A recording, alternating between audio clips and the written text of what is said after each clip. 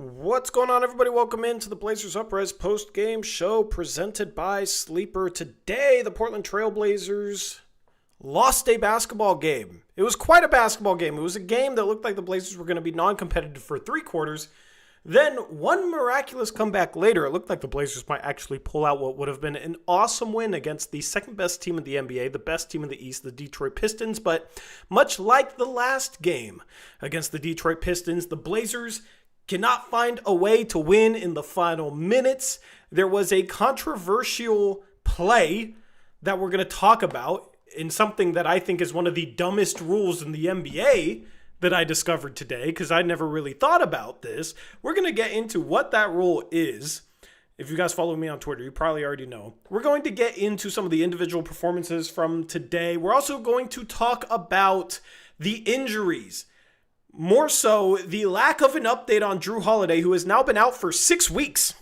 6 weeks. And also still no timetable, it seems like, for Scoot Henderson to return. The Portland Trail Blazers organization has not been transparent with the injuries. And now we have Jeremy Grant, who's missed the past couple of games with Achilles soreness. And we've seen this story before. Is he going to be out for the next month or two? Who knows at this point? So we're going to talk about just the backstory behind that, because it's getting extremely frustrating not getting an update on guys like Jrue Holiday and other guys as well.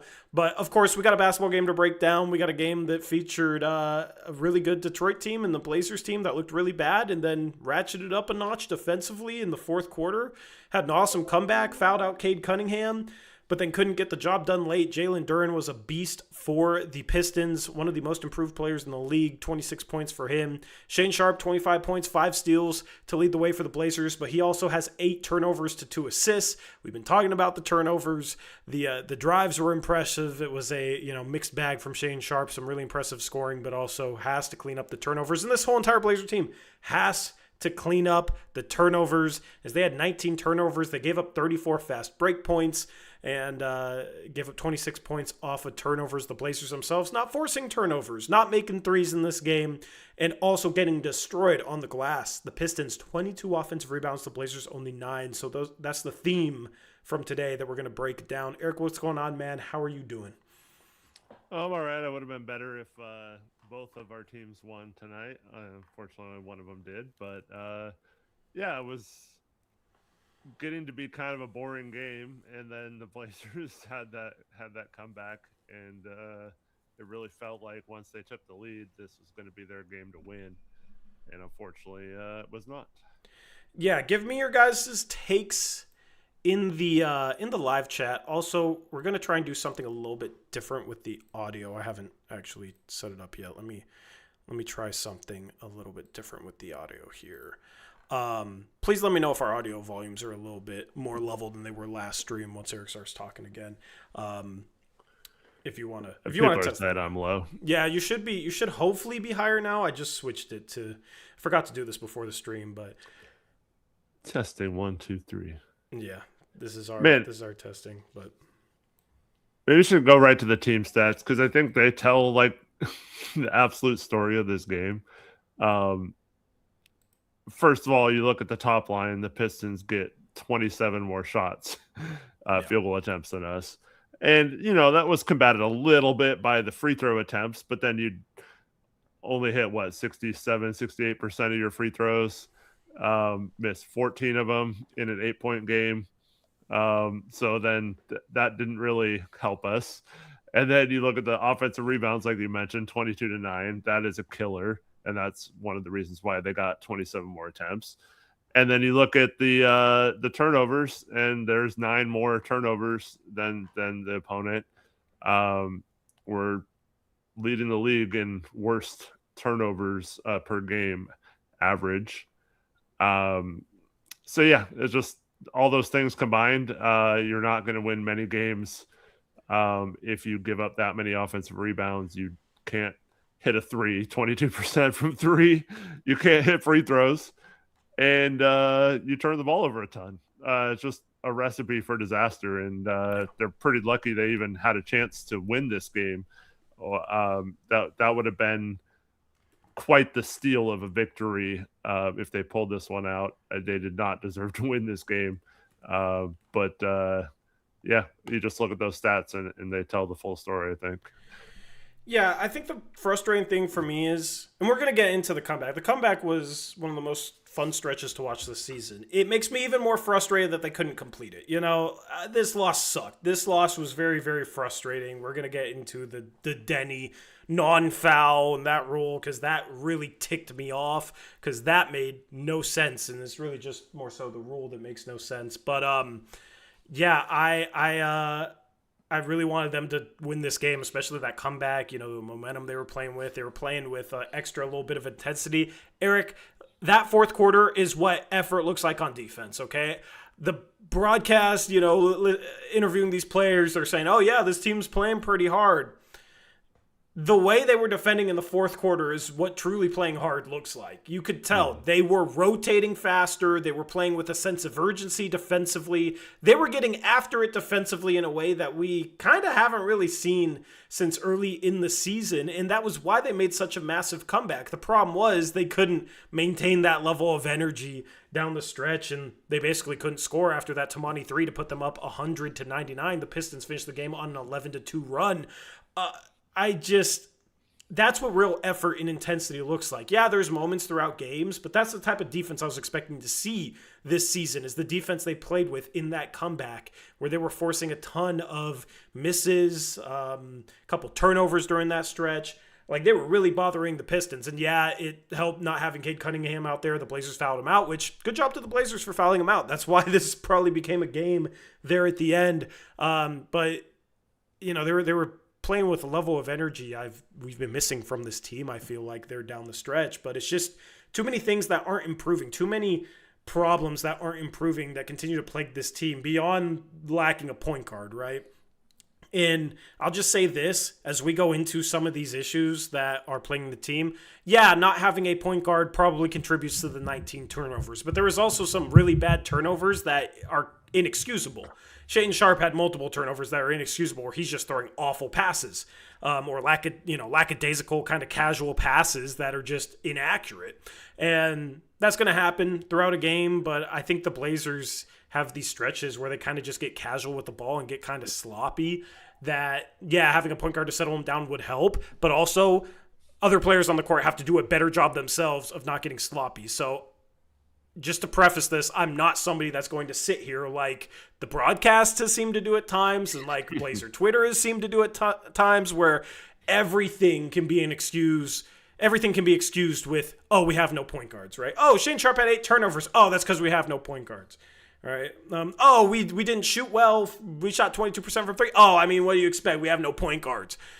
It feels like that excuse is trying to carry a lot of water right now. I do think there's some things that are hurting with this team right now because they don't have a point guard to settle them down and to kind of run things, but they kind of run a positionless offense anyway, and there's a lot that should be better right now regardless of the lack of point guards. And that is some of these super sloppy turnovers, and that is the defensive boards, giving up 22 offensive rebounds. You would think not having a point guard, you have a little bit more size out there, you should be able to control the defensive glass a little bit better, but that has not been the theme without the point guards that the Blazers have been missing. And then the three-point shooting, 22%, that's not good.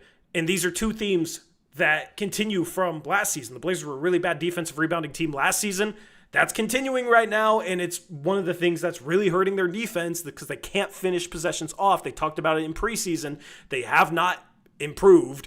And then the three-point shooting, they're one of the worst three-point shooting teams in the league. So I think it's a little bit more frustrating. It's kind of just the same issues that we saw last year continuing to plague this team this year without any improvement on the horizon. And people want to talk about point guards, but point guards aren't going to fix that three-point shooting outside of, maybe a couple makes from Drew Holiday a game or Scoot a game. And then the defensive rebounding, having point guards isn't really going to help that either. So just two things that I really want to see improve. And then I want to see players play less sloppy because the turnovers have been frustrating lately.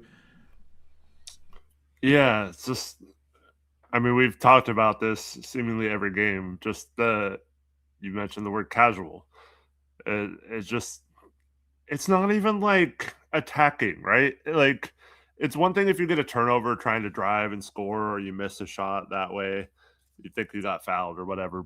Those aren't necessarily the worst turnovers. It's like we start off the half, Shaedon like has the ball on the wing and he's just throwing it back up top to Denny, and he just like nonchalantly just throws it away and into the backcourt. He like flicked it underhand with his left hand. It's like, dude, what? It's not a good. It's like in the NBA, you can't make that lazy of a pass. And in high school, you can't make that pass because the pass wasn't even to the guy. So yeah, it's not even an NBA thing to me. It's like, dude, you're just flicking the ball left-handed, and it's not to the guy. You're just throwing it out of bounds. Yeah.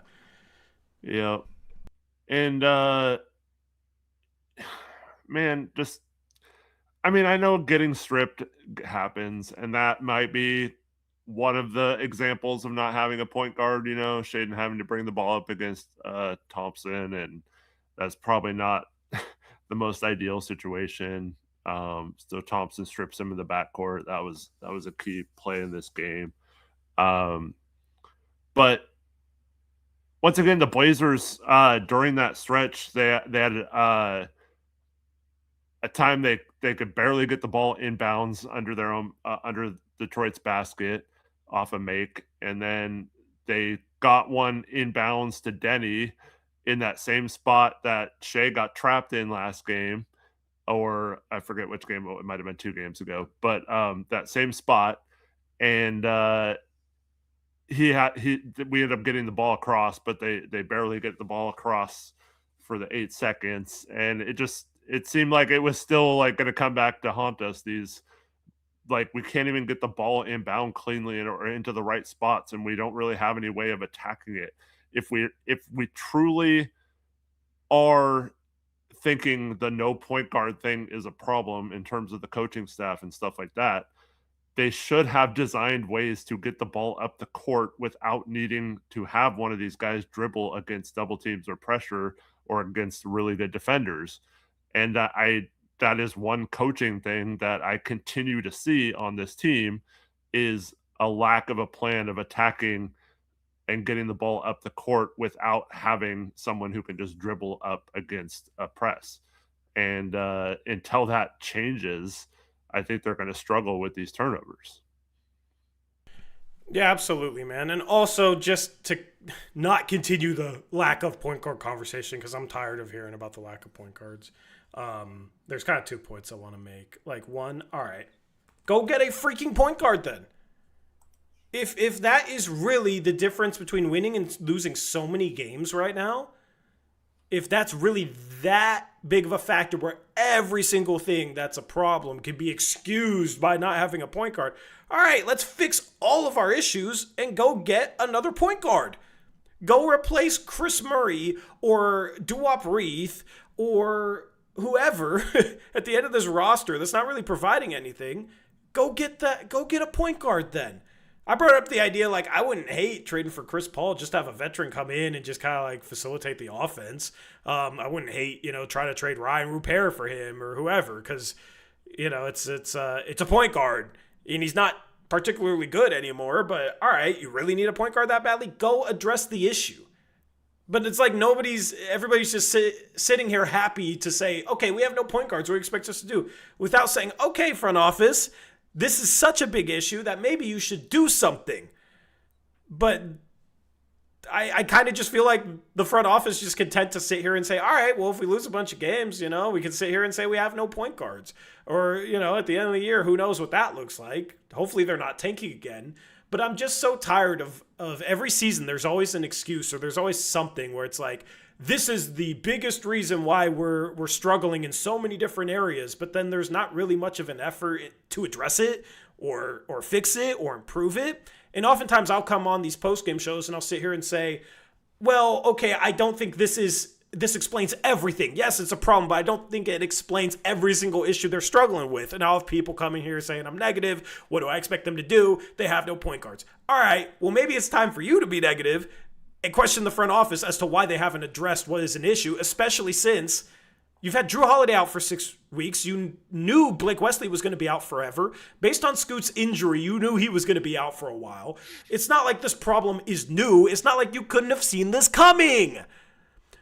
So, I mean, maybe they thought Drew might be back in a week or two, and now they're sitting here 6 weeks later like, oh, man, He's still not back, and we're shocked by that. Well, I think if that's the case, then maybe you need a new medical staff or something. I don't understand what's going on with that. We're going to talk about that a little bit later, but it's kind of ridiculous. But I think it's just more so they're happy to have this excuse in their back pocket, and that kind of frustrates me. Well, and two, I mean, you're wasting a roster spot with a non-NBA player. I mean, you could argue they're wasting two roster spots with the two ways. Not counting two ways, yeah. I mean, yeah. Reith is not an NBA player. Rupert's not an NBA player. I still don't think Chris Murray's an NBA player. And then I don't think Caleb Love or Javonte Cook are NBA players. I mean, that's 5 spots right there. But like Javonte Cook isn't even playing when we're down like 7 guys. You know, he's still on the G League. Like I don't even think he was on the roster tonight. I could be wrong about that, but I thought I saw the injury report with him being a G League person. So like we have all these injuries and he's not even playing. And then you look at Dennis Jenkins or whatever, just like cut Cook and pick up a point guard, a G League point guard or something. Like it's got to be better than using this excuse all the time. I don't know. Yeah, I agree. Do something about it. But also like, and this just kind of goes into like the discourse and everything. I'm not someone who likes sitting the moment after we lose, sitting here and just immediately making excuses for why they lost. I feel like as an organization, or you know, if players are doing this, or coaching staff's doing this, or an organization is doing this, if it's all right, you lose a game, it doesn't mean like, oh man, we had no point guard, and it makes it really, really, really, really tough. Instead of focusing on what you need to improve, which there's a lot of improvable areas that you can improve upon without a point guard. If your first thought is to immediately just start making excuses, that's not a winning mentality. That is not a winning mentality to me. Yes, it's true that not having a point guard on this roster is making things tougher on this team. Yes, it would be better if they had a point guard on their roster. That's why I'm talking about why don't they go freaking address it? But they won't. But regardless of that conversation, like I just don't like sitting here like you gave up 22 offensive rebounds and oh man, what do you expect? They don't have a point guard. Okay, you have more size out there then. Why are you giving up 22 offensive boards? Why can so many guys on your roster still not shoot well? We're sitting here on on Saturday's post-game show. We were happy that we weren't in last place shooting the 3 ball. We knew that was an issue going into the offseason. They didn't address that either. So just that kind of attitude is what drives me crazy. And I feel like that kind of attitude results in stuff that doesn't improve that could be improved. The organization could have improved the shooting on this roster. We've talked about that. This team should be rebounding the ball better on the defensive glass, but they're not. All this stuff is addressable and improvable, but if you're just sitting here making excuses, then all right, well, you're not going to improve the stuff you want to improve upon because in your mind, it's already, all right, well, things are just going to be tough because we don't have a point guard. You're kind of powerless. That's a powerless mindset, and I hate that. So that's why I get into it with people where it's like, oh, they just want to excuse everything with the lack of a point guard. Okay, sure. Yeah, it's hurting. It contributes to having so many turnovers lately. But man, there's a lot of improvable stuff for this team to work on that they could get better at right now. And I hate not having the mentality that they should be getting better at some of these things. Yeah, and I guess this will be a good time to slide in that there was a report today from Sean Devaney that the Blazers were one of 4 teams that are interested in Keon Ellis to address that shooting, I guess. But I don't know how involved or whatever. It's rumored that the Kings are asking for a first. I don't see them getting a first for him. I see them. They barely play. I see them getting a late first for him. Maybe half the league will want him. And here's the thing, Eric. There's so many contenders that have a really tough time trading for somebody that could slot into the rotation right away, especially with like 2 skills that every team could use more of. You could always use more shooting and defense. And with him being on a minimum contract, there's some teams in a situation where they can only make 1-for-1 trades. That might be the top guy on the market for these teams where, there might be a better player out there that they might want more, but they can't piece together the trade package for them because they have to aggregate salaries or they have to trade out salary that matches even if it's in a combination, and maybe they don't want to trade those salary pieces.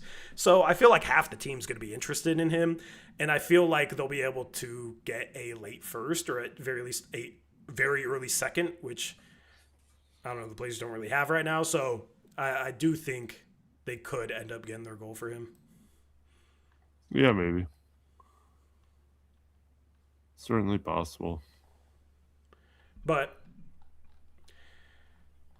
anyway, if you want to, I forgot where we were before we got sidetracked with the Keanu thing. But sorry, we're just talking about the lack of addressing needs and how long it takes them to address needs, and it doesn't seem like they're in any kind of, you know what, like, I'll just say it. It seems like they want to have a built-in excuse, right?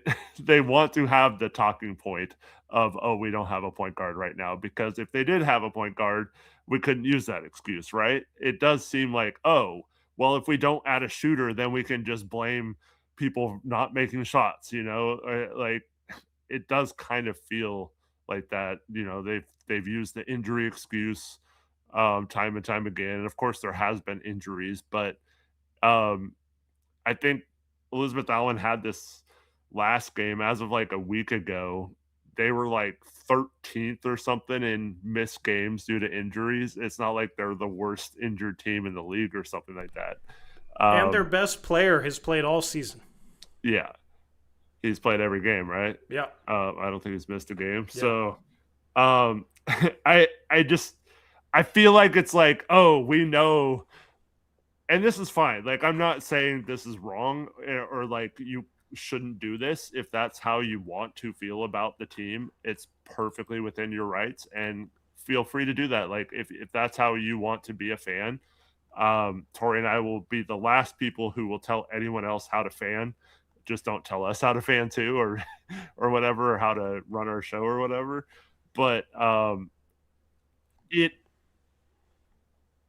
feels like they know a good portion of this fan base will eat up those excuses and agree that that's, or just be like, okay, yeah, that makes sense. They're injured and don't have a point guard. Of course they can't not turn the ball over. So I think I don't know. It feels like if they address their needs or whatever, then there's more pressure on them, because then it's like, well, why didn't that fix the problem? If it's a problem, and if they did fix the problem, now it would be like, well, why didn't you fix that this summer when we all knew that was still a problem, like with the shooting? If they just get a shooter and all of a sudden this team plays a lot better because they have the floor space, then it would be like they'd be questioned why they didn't address that sooner, right? Yeah. Listen, you're free to make as many excuses as you want to.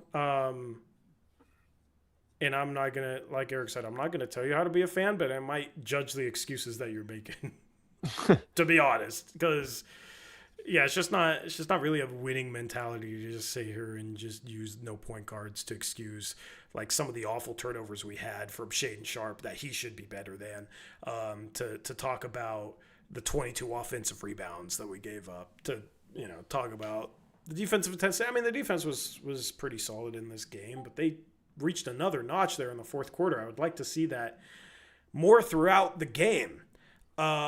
There's plenty of different things that could be improved upon right now that this team could do a little bit better, and I hope that they feel that way.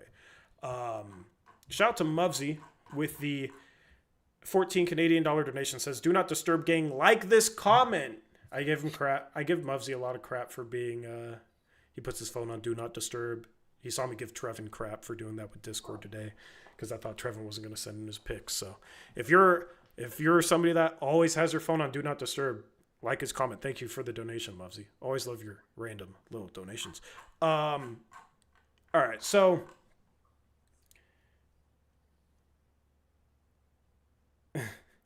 I'm reading chat a little bit here. Yeah. Let's just go to the box score here. So I kind of want to talk about the comeback, because I do want to talk about that. That was a great stretch of play that saw the Blazers finally kind of turn the corner against this Detroit team. I forget what it was. At what point it was a 21-4 run. The Blazers were down by as many as 21 points. They come back. Kamara hits a 3, and he was pretty much a no-show in this game. He was pretty rough in this game. We're going to talk about that. But he did hit a clutch go ahead three, and then the Blazers just could not generate anything on offense after that. It was quite frustrating, but everything that went into the run was real nice. And then they kind of fell apart at the end. So what went into that run? What were the keys to that run, and what were your takeaways? Well, first, I have to point out something I saw at towards the end of the third quarter.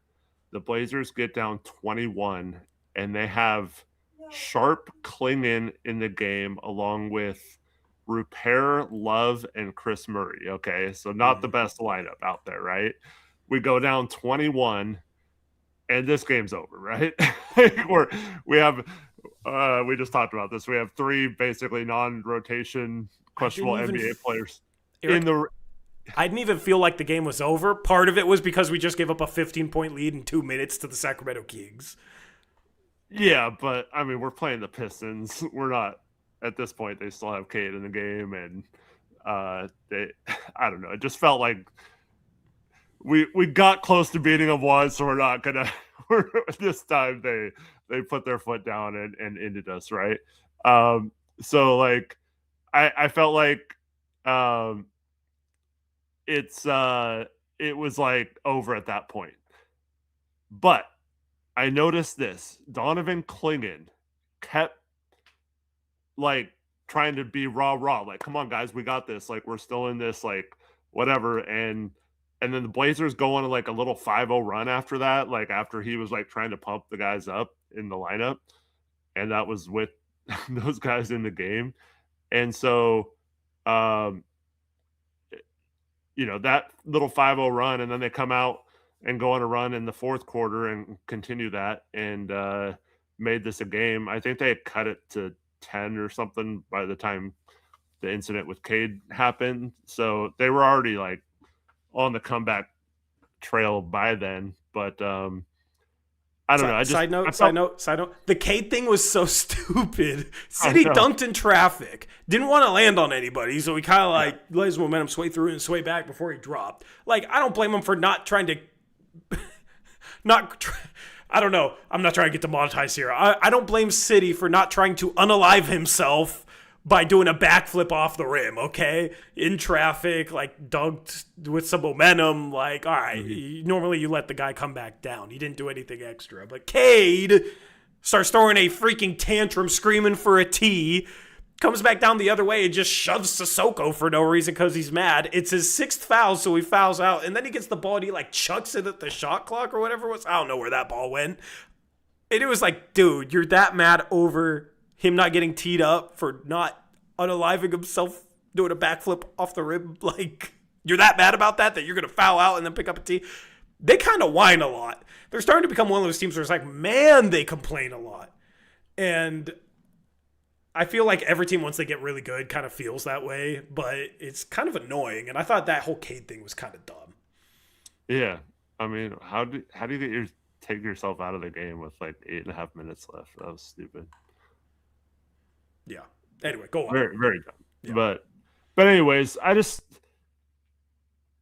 it just stood out to me because like Klingan, I mean, he does show emotion on the court, and we talked about him being kind of like edgy lately and having that grit to him. But I just thought like this game very easily. I mean, the Blazers, for all the reasons we've mentioned, the injuries, the lack of a point guard, all that kind of stuff.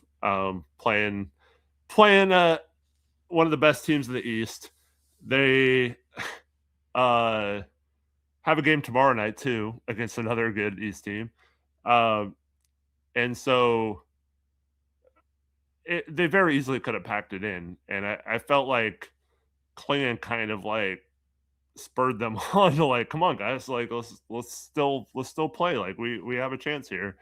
And I didn't think anything like at the time. I was like, oh, Klingan's just, I mean, that's cool that he's doing that, but there's no chance we win this game, right?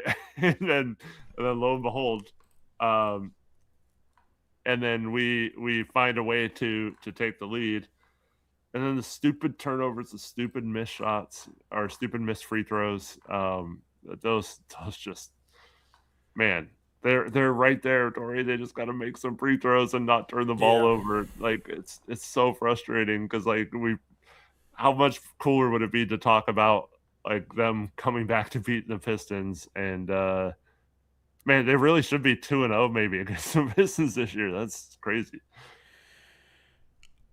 You want to know what I just realized? Why I am not the biggest Chris Murray or at this point Ryan Repair fan? Like, they don't play with any attitude. Like, kind of what you were talking about with Klingan there. I also feel like Sissoko's energy, just the energy he was playing with, and it wasn't always like energy that resulted in good things, but yeah, you know, like he got to stop and like pumped his fist at the crowd and was kind of like you could tell he's playing off a little bit of adrenaline, right? And Klingan just with the way he battles and kind of his attitude and his energy. And maybe that's not fair to Chris because Chris does grab a lot of offensive boards. He'll battle on the offensive boards and all that. But, like, that energy is needed, you know? That energy, I think, was actually an important factor in getting back into the game. And Klingan provides that. Sissoko provides that. That's why at this point, like, I would put Sissoko on the roster before Chris Murray or Ryan Repair or Duop Reith even. Because, man, Reith has a cool story, but the lack of defense combined with the fact that he has not really been able to make threes lately, his defense is so freaking brutal. Like, I would rather just play Young Hansen and just hope that it doesn't go bad. Because if it's going to go bad with one of those two centers, like, it might as well be Young Hansen and maybe he can learn from it or get reps. Don't how old is Reith? 29? Where he comes in the game and he's providing next to nothing and hurting the Blazers defensively, it's kind of just like, why don't we just play Young Hansen instead at that point?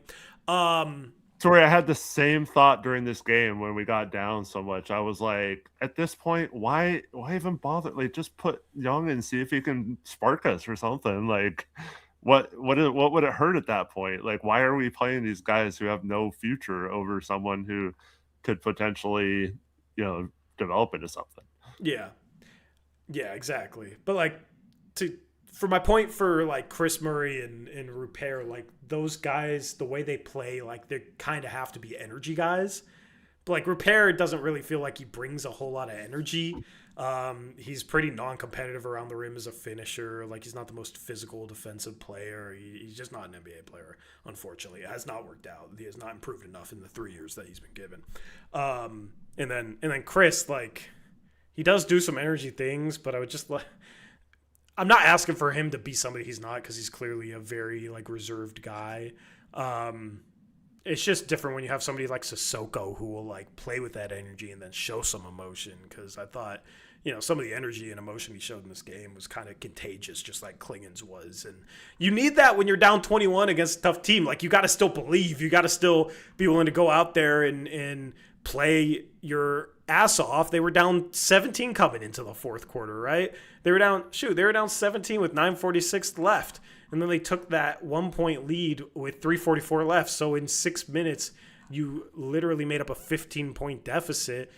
You don't do that if you're defeated. You don't do that unless you're playing with a high level of energy because you're going to have to get stops and get scores. The Blazers did both of that during that run. Shout out to Klingan. He was battling on the offensive glass. We'll talk about the defensive rebounding in respects to him once we kind of break down these players. But he was battling on the offensive glass. Sissoko had a nice drive and dunk. The couple of technical free throws the Blazers got helped, but Shaedon Sharpe made a couple of threes finally there in the fourth quarter. It was nice to see him after being, I think he was 0 for 4 before that, knock down a couple threes. Like, all right, tough shooting game, but I still think he shot. What did he shoot from? Three? Let me go to the box score. Sharpe shot 1 for 6 from 3. Was one of them a 2? It must have been. Yeah, one of them was a 2. So not the best 3-point shooting game, but nice to see him hit a couple jumpers. I thought both of them were threes, but one, his foot was probably on the line. But like him making a couple jump shots kind of helped them get going in that quarter. So it was a complement of different players that were able to get the Blazers back in this game. Tamani made that three to bring the Blazers ahead. Denny finally got a couple shots to go. He struggled with his shot throughout this game, and I'll talk about why I think that was. He almost has a triple-double, though, so continuing to fill up the stat sheet at least, even though he was 4 for 12 from the field. Got to the line 15 times, only made 9 free throws. The free throw shooting is also another thing that continues to bother this team, plague this team, especially in the clutch. Very frustrating. But yeah, it was a fun run. Like, it was nice that they played with energy. It was nice that they didn't give up. I've seen plenty of times, especially in the past couple of years, where the Blazers are down like 17 entering the fourth quarter and they lose by 30 because they just don't play with energy and they don't fight and they don't, and these are teams that people want to say play with energy, but in previous years, I feel like the Blazers don't come back in this game, even, if they had the same amount of talent. It just felt like, all right, this was one of those games where they're going to keep battling. They're not going to let themselves lose by 30. They're not going to give up. And I can't say that about some games in previous seasons. So I like that for the most part this season. This hasn't been a team that's given up. They've been, even in their losses, somewhat competitive. And in these basketball games, part of it makes it a little bit more frustrating for me because, like, man, if you just clean up some of the stuff that I think you can clean up, these losses might be wins, and you could be talking about a good basketball team here, and that's the frustration for me. But at least it's that conversation instead of, man, this team looked like they gave up the entire second half and they lost by 40 at home, because we've certainly had a few of those streams in the past years. Yeah, absolutely. And one quick thing. So I think there's a difference when we talk about having energy on the court. Repair and Chris Murray play hard.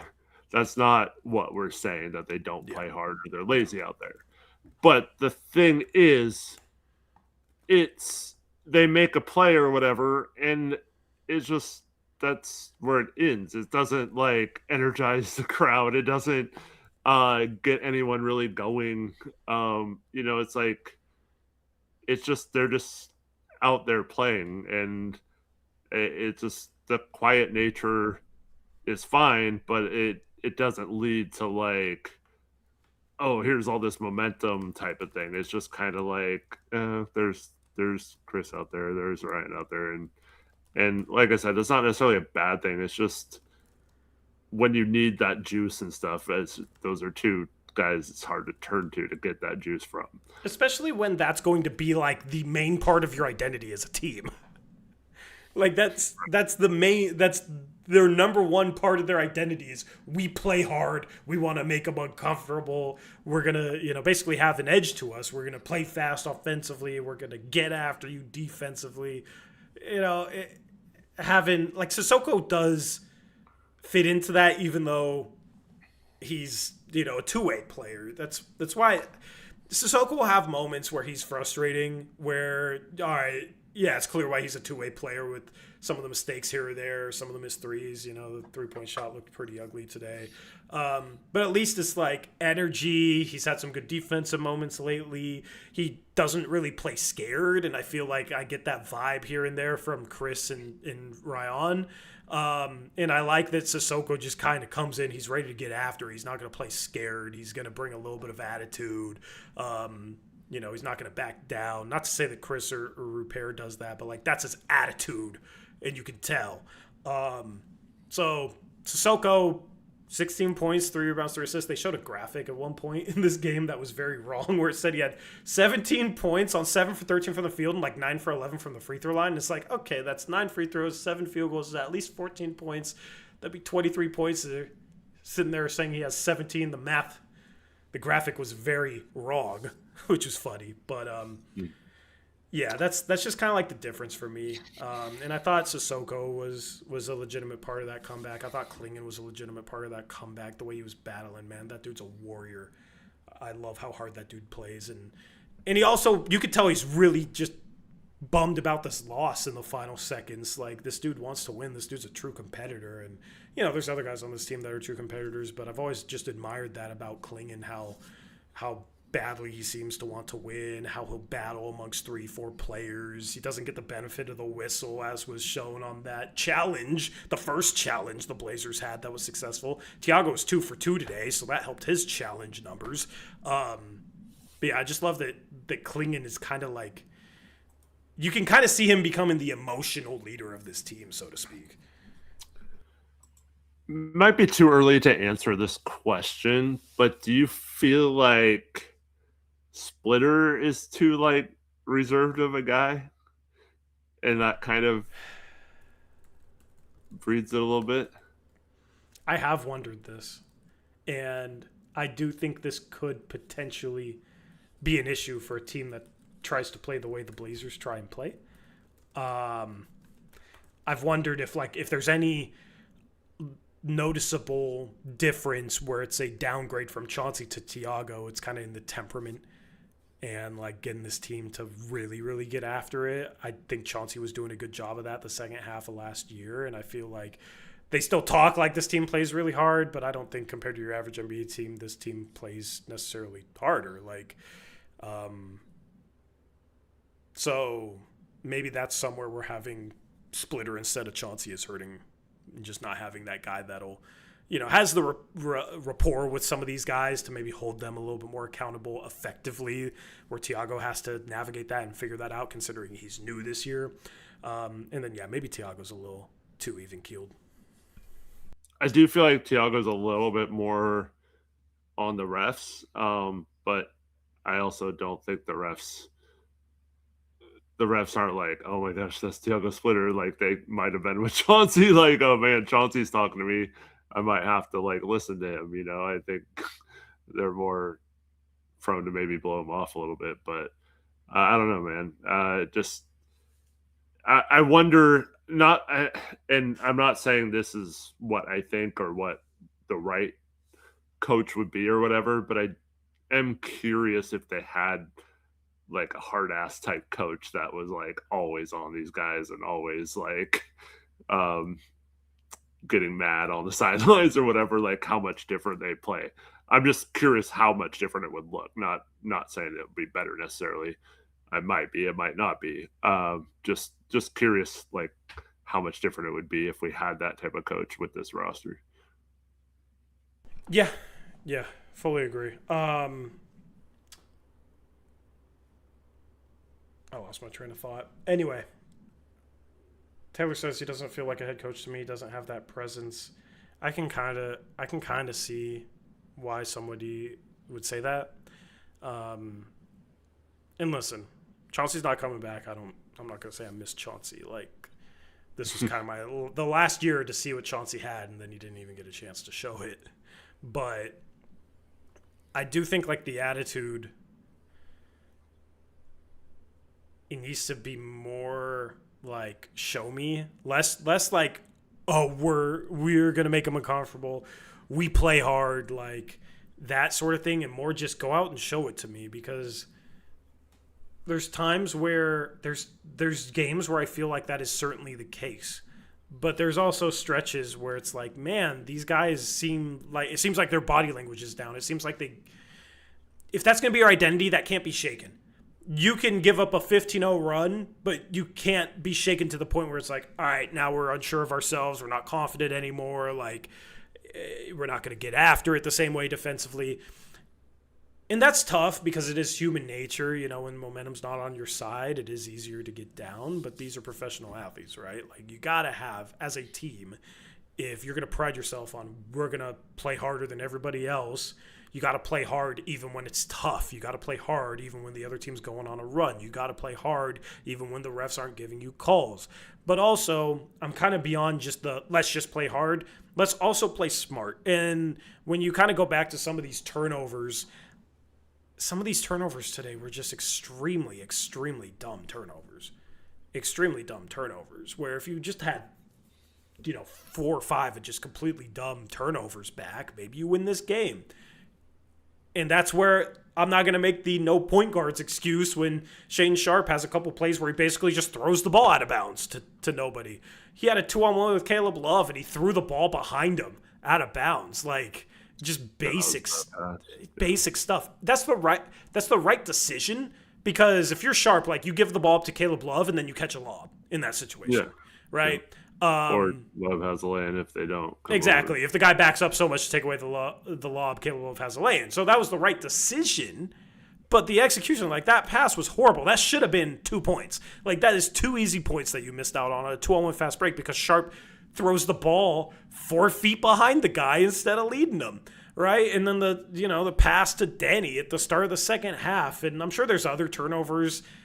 Sharp had 8 of them tonight, though, and like, those 2 were, I think, the perfect examples of this team just has these moments where they kind of lose things mentally, where they kind of lose a little bit of focus. We've seen it at times on the defensive end. It was one of the reasons they gave up 143 points to the Pelicans, was they weren't locked in mentally on so many possessions.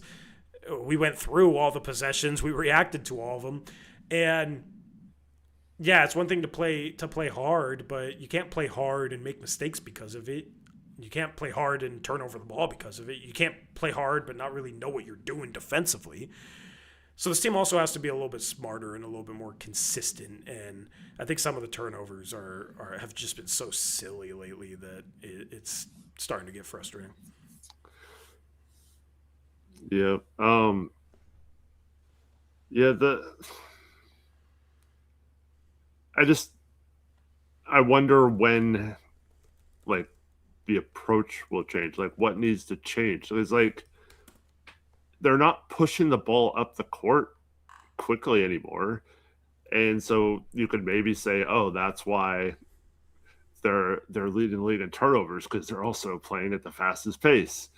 The pace has slowed like way down lately, right? You want to know why I think that is, man?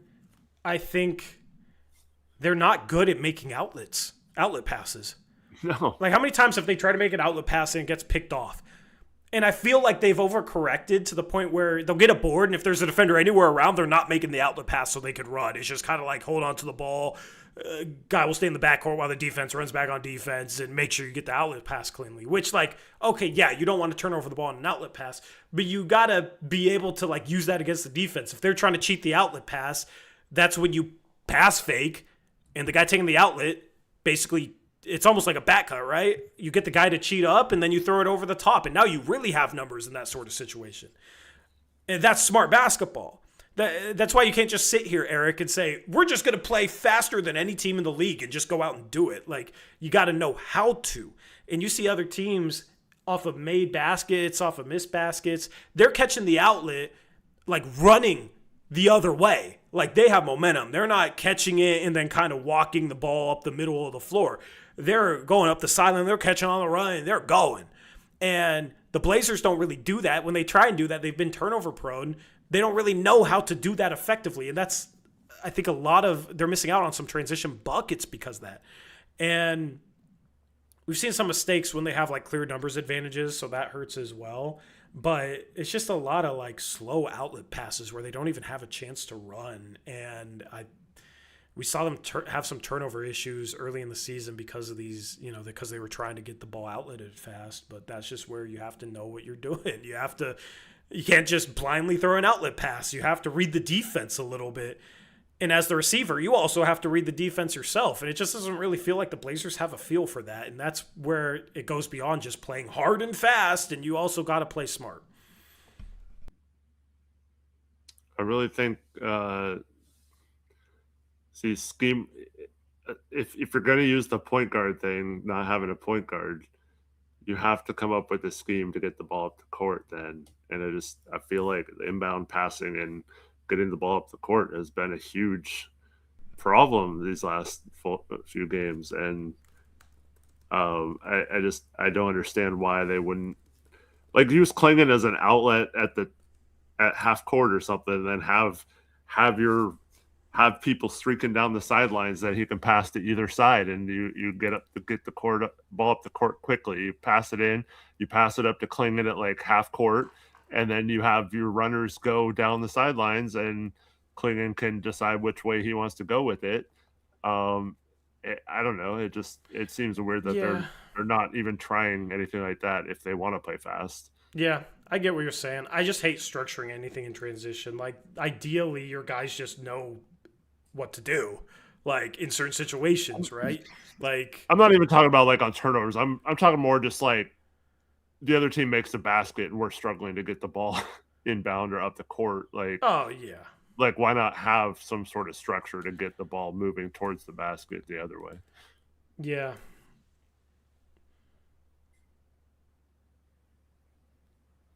yeah. I agree. And then in terms of like them, you mentioned how they play kind of dumb at times, and and they're just like careless, lose focus, lack of attention to detail. So Tamani has 2 fouls in the first half, and then he has a play where he just like kind of falls asleep, and then ends up recovering late. And I don't even know what he was doing on that play. Gets kind of So screened, and then I'll explain this play. Klingan was guarding Asar Thompson. Asar Thompson is not a shooter, so Klingan was playing pretty far off of him. yeah, Kamara's guy basically screened Klingan, pinned him almost underneath the rim.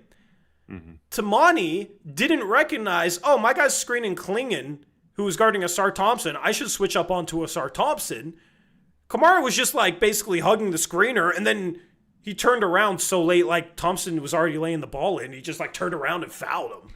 And it was like, dude, pay attention to the ball. Like, it was just, there's been so many moments with Tamani where he doesn't seem to really understand what's going on defensively beyond just his assignment or like the passing lane he's trying to play.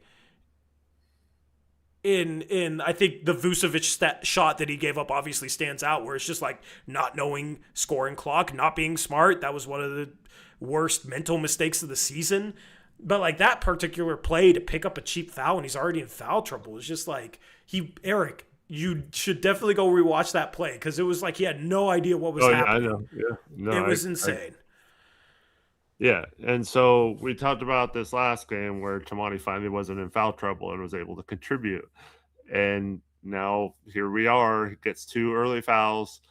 I know Asur had 3, so it kind of balanced out. But then here he is, first half. He already has 3 fouls, and now he's in foul trouble the whole game and fouls out and gives us basically nothing outside that 3 that he hit late to give us the lead at one point. But I mean, this has been consistently a problem.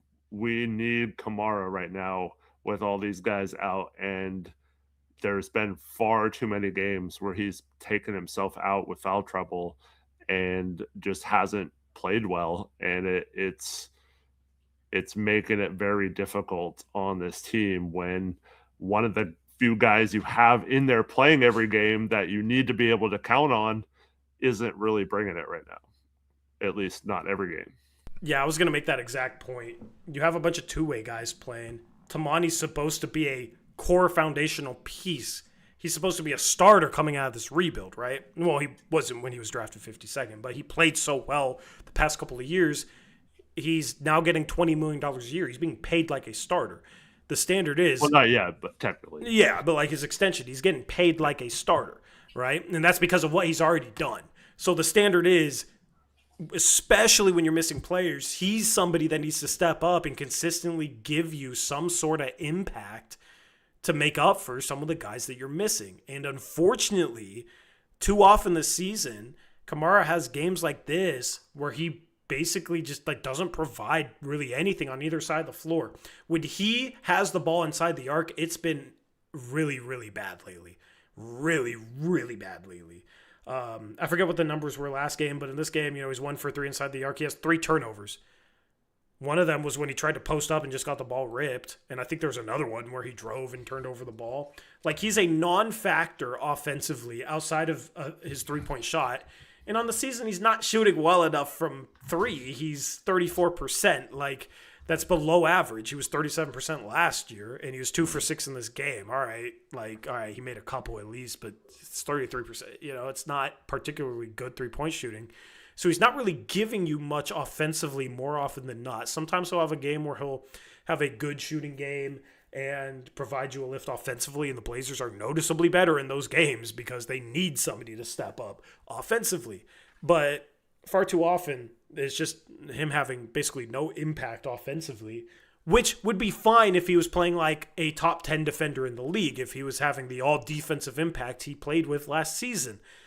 But that he's had moments, but his defense has not even been particularly good. And I think advanced stats back this up, which I always say take advanced defensive stats with a grain of salt.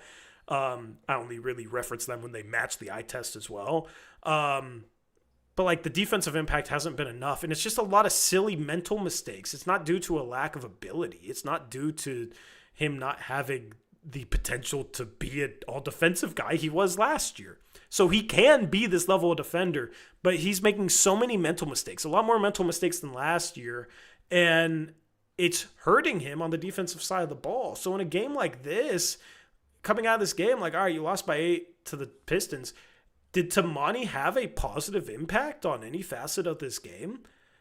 Maybe he did, and maybe somebody out there watching this show will think that he did. But the fact that I can legitimately ask that question is not good. He needs to step up and play like a starting caliber player because he is a starter on this team, even when healthy. And there's been too many games like this lately. Yep. It just, man, he's been disappointing. And it's gotten to the point, Tori, I know he didn't have 8 turnovers like Sharpe, but I feel like anytime he puts the ball on the court and drives, I feel like something bad's about to happen, and more than likely it's going to. That's not good. He's had a couple more like passing flashes this year, but outside of that, he's really showing no improvement off the dribble. Occasionally he'll have a tough finish, and he did have a nice finish in this game, but it's not particularly efficient, and he doesn't move well. Like, he doesn't change directions offensively all that well. He's not strong enough to kind of use his body to bully guys. He's not an explosive leaper unless he can get his feet completely underneath him. Like, you're not going to see him, do a little bit of a Euro step and get off the ground, really. He gets kind of stuck in quicksand playing around the rim, especially if he gets bumped a little bit or has to like mix up his steps a little bit. He's not like functionally athletic in that way.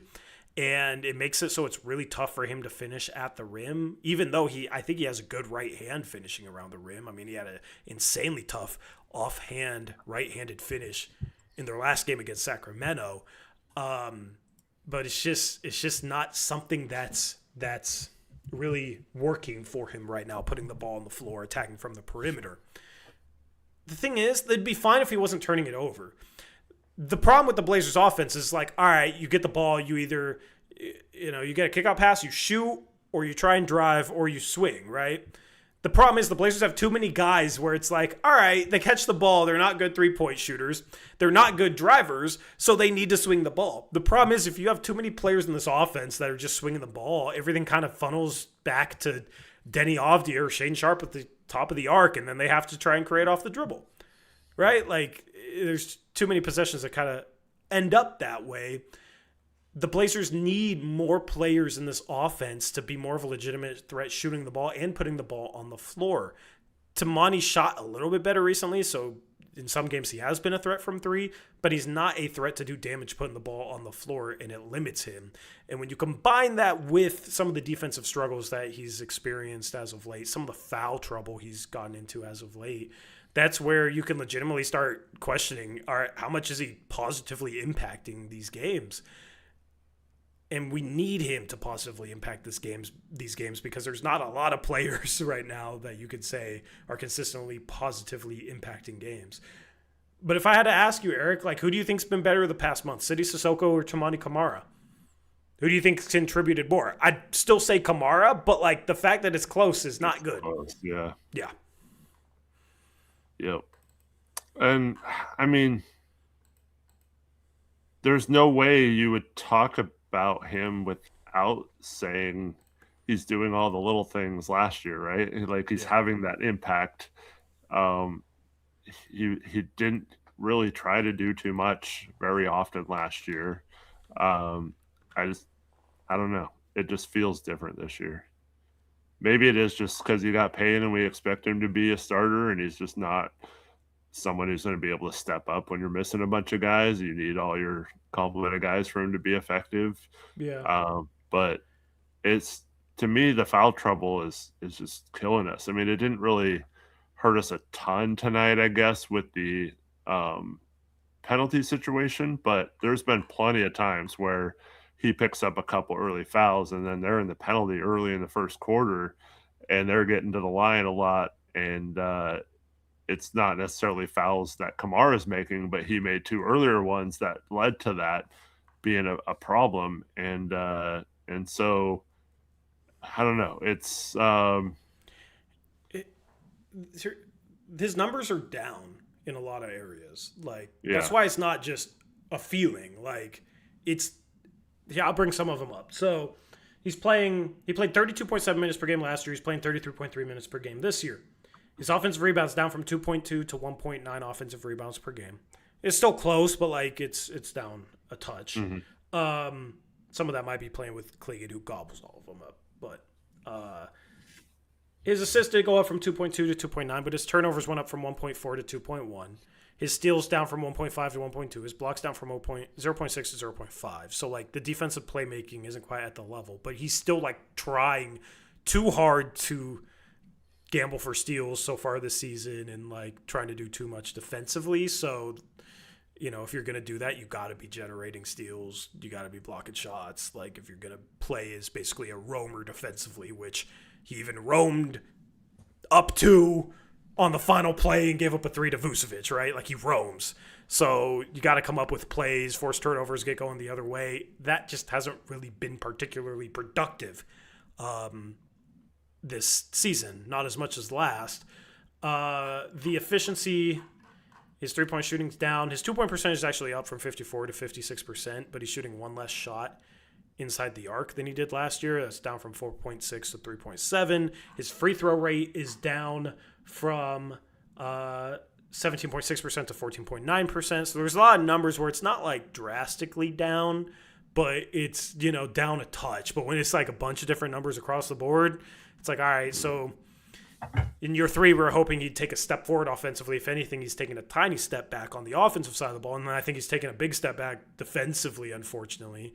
If he was still playing defense like he did last year, like all this offensive stuff, I wouldn't worry about. Like it'd be fine. All right, slight little step back, like it's pretty comparable.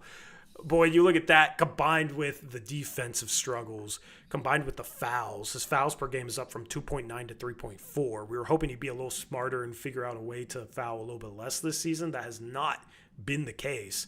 That's when it's starting to become a major problem. So he's had stretches where he looks like he's starting to like turn it around. And last game, I thought he was really good defensively, and then this game, he was pretty brutal. My issue with it is, dude, adjust a little bit the way you're playing. I'm so sick of him every freaking game, like acting like he never fouls anyone, and like is just so surprised that they call this foul on him. It's been happening game after game after game after game, dude. Like at some point, you need to adjust, not think that the refs are calling it wrong every time. You are obviously doing something that they are thinking is a foul. So you need to figure out what that is and make that change so you're not having this problem. And it's not he's not complaining it's like the opposite of the Denny thing where Denny's complaining he's not getting foul calls and Tamani's complaining about the foul calls he's getting. I think it's a lot easier to adjust how you're playing someone so you don't foul them than to get calls that you're not getting, like Denny's not getting. So to me, at some point, someone's just got to be like, Tamani, you cannot keep getting yourself in foul trouble and taking yourself out of games while we're this depleted on our roster. Yeah. You have to adjust and be on the court. We need you out there, dude. And like, just someone's got to get into him that he can't get these stupid fouls and he can't have these plays where you mentioned where he just falls asleep for a second and doesn't recognize something that an all defensive player should not miss on a court. And it feels like that's happening way too often this season. See, this is where, if there's anywhere where I feel like I miss Chauncey, it's with Tamani. I feel like Chauncey would be figuring out a way to get Tamani to figure things out defensively. Without Chauncey... You don't trust Nate Bjorkgren to do that? Yeah, I don't really know if I trust anybody on this coaching staff to get through to Tamani. This is one of the reasons why, like, I don't hate the idea of Tom Thibodeau, because I feel like Tom Thibodeau would find a way to get Tamani defending like an all-defensive second-team guy again, at least, right? Yeah. Like, he'd find a way to get through to him. It doesn't really feel like this coaching staff is figuring out how to help Tamani with these issues. And if they're trying, it's not effective. But also some of it's on Tamani. Like, collectively, they got to figure out a way to make him more impactful defensively. Because right now, it's not good enough. It's not good enough. I also kind of agree with Arrow. Yeah, we complain about fouls way too much in general. Denny too. Yeah, Denny has that problem. I mean, we shoot a ton of free throws, but we also drive a ton. So some of them are legit. I think defensively, sometimes we get a pretty rough whistle, as was evident by the 2 plays Tiago challenged today, which was ridiculous. Before we get into more players, let's talk about the play that Denny played his best defensive possession of the entire season. Yeah. Got punished for it. Yeah. So I think the Pistons were up 5 at this point, and this was with, let me go to the play-by-play. This was with about a minute remaining in the fourth quarter. Let me get the exact number here. A minute and 18 left. So basically, Detroit got the ball with a minute and 41 seconds left. They used their entire shot clock. Tobias Harris is trying to attack Denny. Denny does a great job cutting him off, not letting him turn the corner. Like, Denny played terrific. Yeah, he played terrific defense on this possession. But that was one of those things where it's like, all right, during this stretch, they have all the home crowd energy, and now they're like actually playing defense like how they're supposed to. You know, I would like to see more of that out of Denny, which I get is tough with all the stuff he does defensively. It's a little easier with the adrenaline late in the game at home to like ratchet it up, but I would just like to see that a little bit more consistently, because it was a terrific defensive possession by Denny Avdia. Tobias Harris shoots a step back 3. Denny blocks it. It was perfectly clean. The ref calls a foul because it was too good of defense, and you know how the NBA does things. You forgot that Tobias pushed off before he sidestepped, and Yeah, I just stupid, brutal call. But that's NBA refs nowadays. But the Blazers, Tiago kept his challenge. Tiago needs to keep his challenge. Like, he needs to stop blowing it on stupid stuff in the first half. Today, he actually kept his challenge for a very impactful. This would have been 3 free throws for the Pistons. And they got the shot off with like a second on the shot clock, okay? That comes into play. But shout out to Tiago for keeping his challenge. I know he like relies on other people. They had a challenge because they won a challenge earlier on a Donovan Klingan where it was clear he blocked Sark Thompson. I don't know what they were calling on that. But shout out to Klingan for being so adamant about it and actually being right, calling for the review, because sometimes guys aren't right. I do kind of see JB's point, though, why he got teed up. The refs just let Donovan like go to the bench and like talk to the guy, the coach said. Yeah. But it was almost like they knew that was a very iffy call, so they give him a little leeway. Yeah. Here's the thing with I get it, but like, dude, they made an awful call. They made an awful call for you, you know? Like, but that's why it's only a thing in the first place. That really didn't. I mean, we won that challenge, but what did we get out of it? They still got the ball back, and yeah, well, that was the first play. The second play, okay. Yeah. So this block happens with 1 on the shot clock. The ball goes to Klingan in the air, okay?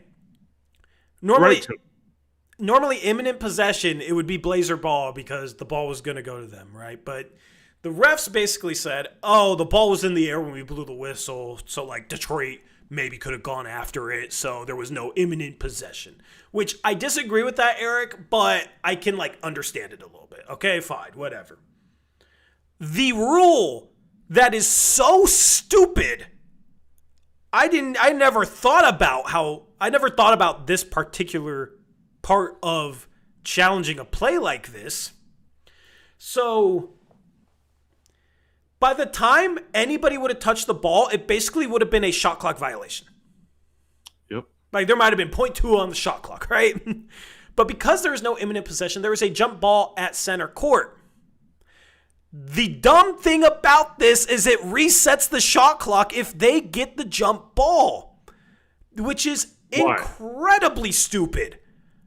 If a jump ball happens in the half court where, the ball gets tied up, they don't reset the shot clock. If there's a normal jump ball, they don't reset a shot clock. They do the jump ball on that side of the floor.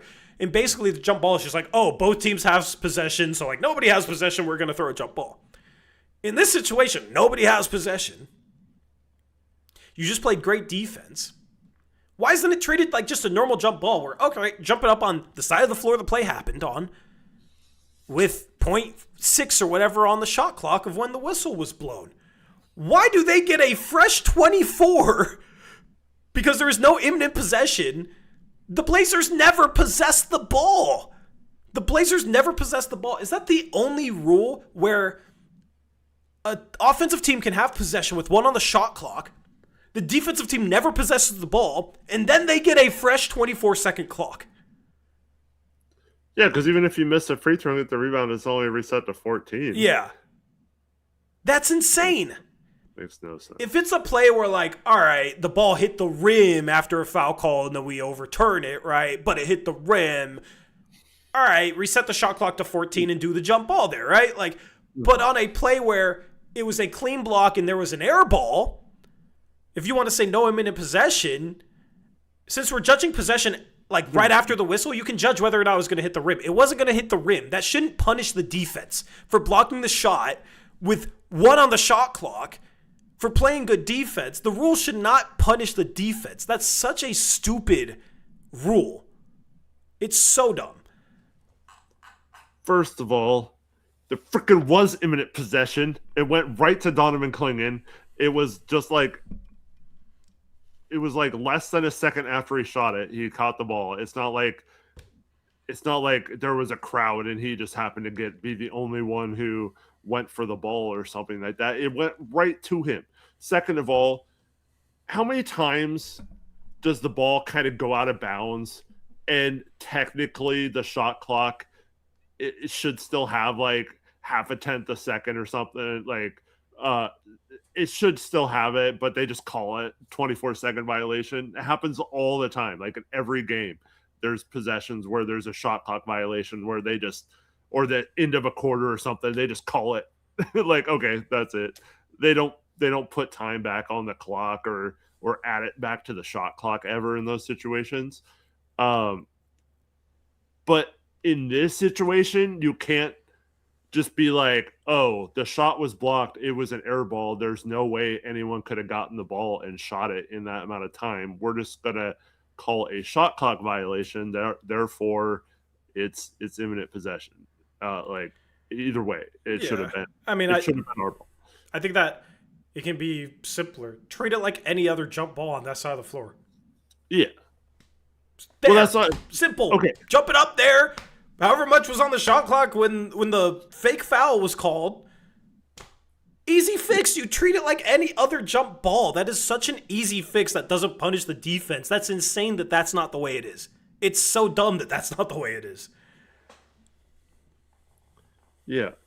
But you should also be able to look at it logically. Look at so I don't know. I'm assuming you saw this play in the Seahawks-Rams game, the 2-point conversion where Charbonneau like picks it up after like everyone just like stopped or whatever because they thought it was an incomplete pass, and he just, I don't even think he knew what he was doing. He just happened to pick up the ball and then they get the 2-point conversion. It's like you watch that and it's like, okay, like everyone had stopped. Like that was way worse than this, where it goes right to Donovan and he catches the rebound, and would have gotten the rebound regardless of whether the whistle went off or not. It just seems like you can use some sort of logic and common sense in these things. And I would say the same thing, even if that call, like, if we won this game because we got a 24-second shot clock, I would be saying, yeah, we got a break there, right? Like, I wouldn't be saying, oh man, yeah, that's a good rule. That was perfect. I would have been like, man, that rule sucks, but it benefited us tonight, I guess. Yeah. I think leaving too much up for like the interpretation of the refs can become an issue. That's why I just think simply you could just treat it like any other jump ball on that side of the floor. Same exact rules. But you don't have to make any new rules. It's literally that. Nobody has possession, so you do a jump ball. You don't reset the shot clock. Yeah. I feel like there's it happens with imminent possession all the time where the whistle blows and someone still grabs it after. Yeah, but it kind of like has to be obvious that they would have gotten it, right? Like where the line is in terms of where it's obvious. I guess the Klingan play is like right beneath that line where it's not obvious. A ball going right to your 7'2" center, like with no one else, no members of the other team around him. Like, that's not. I don't know. That just seems weird to me. Yeah, but like, regardless of the imminent possession part of that play, like that should not be the way the rule's written. Regardless, like, yeah. It punishes the defense. Where all right, they get a block with 2 on the shot clock, and you call a foul. And then nobody got into his possession. So then you do a jump ball where if the offense wins it, they have a fresh 24. That should not be the rule. Absolutely not. Insane. Can I suggest rule changes to the league office? Because I'm sure that's not the spirit of the rule. Like, that should be fixed next offseason or as soon as possible.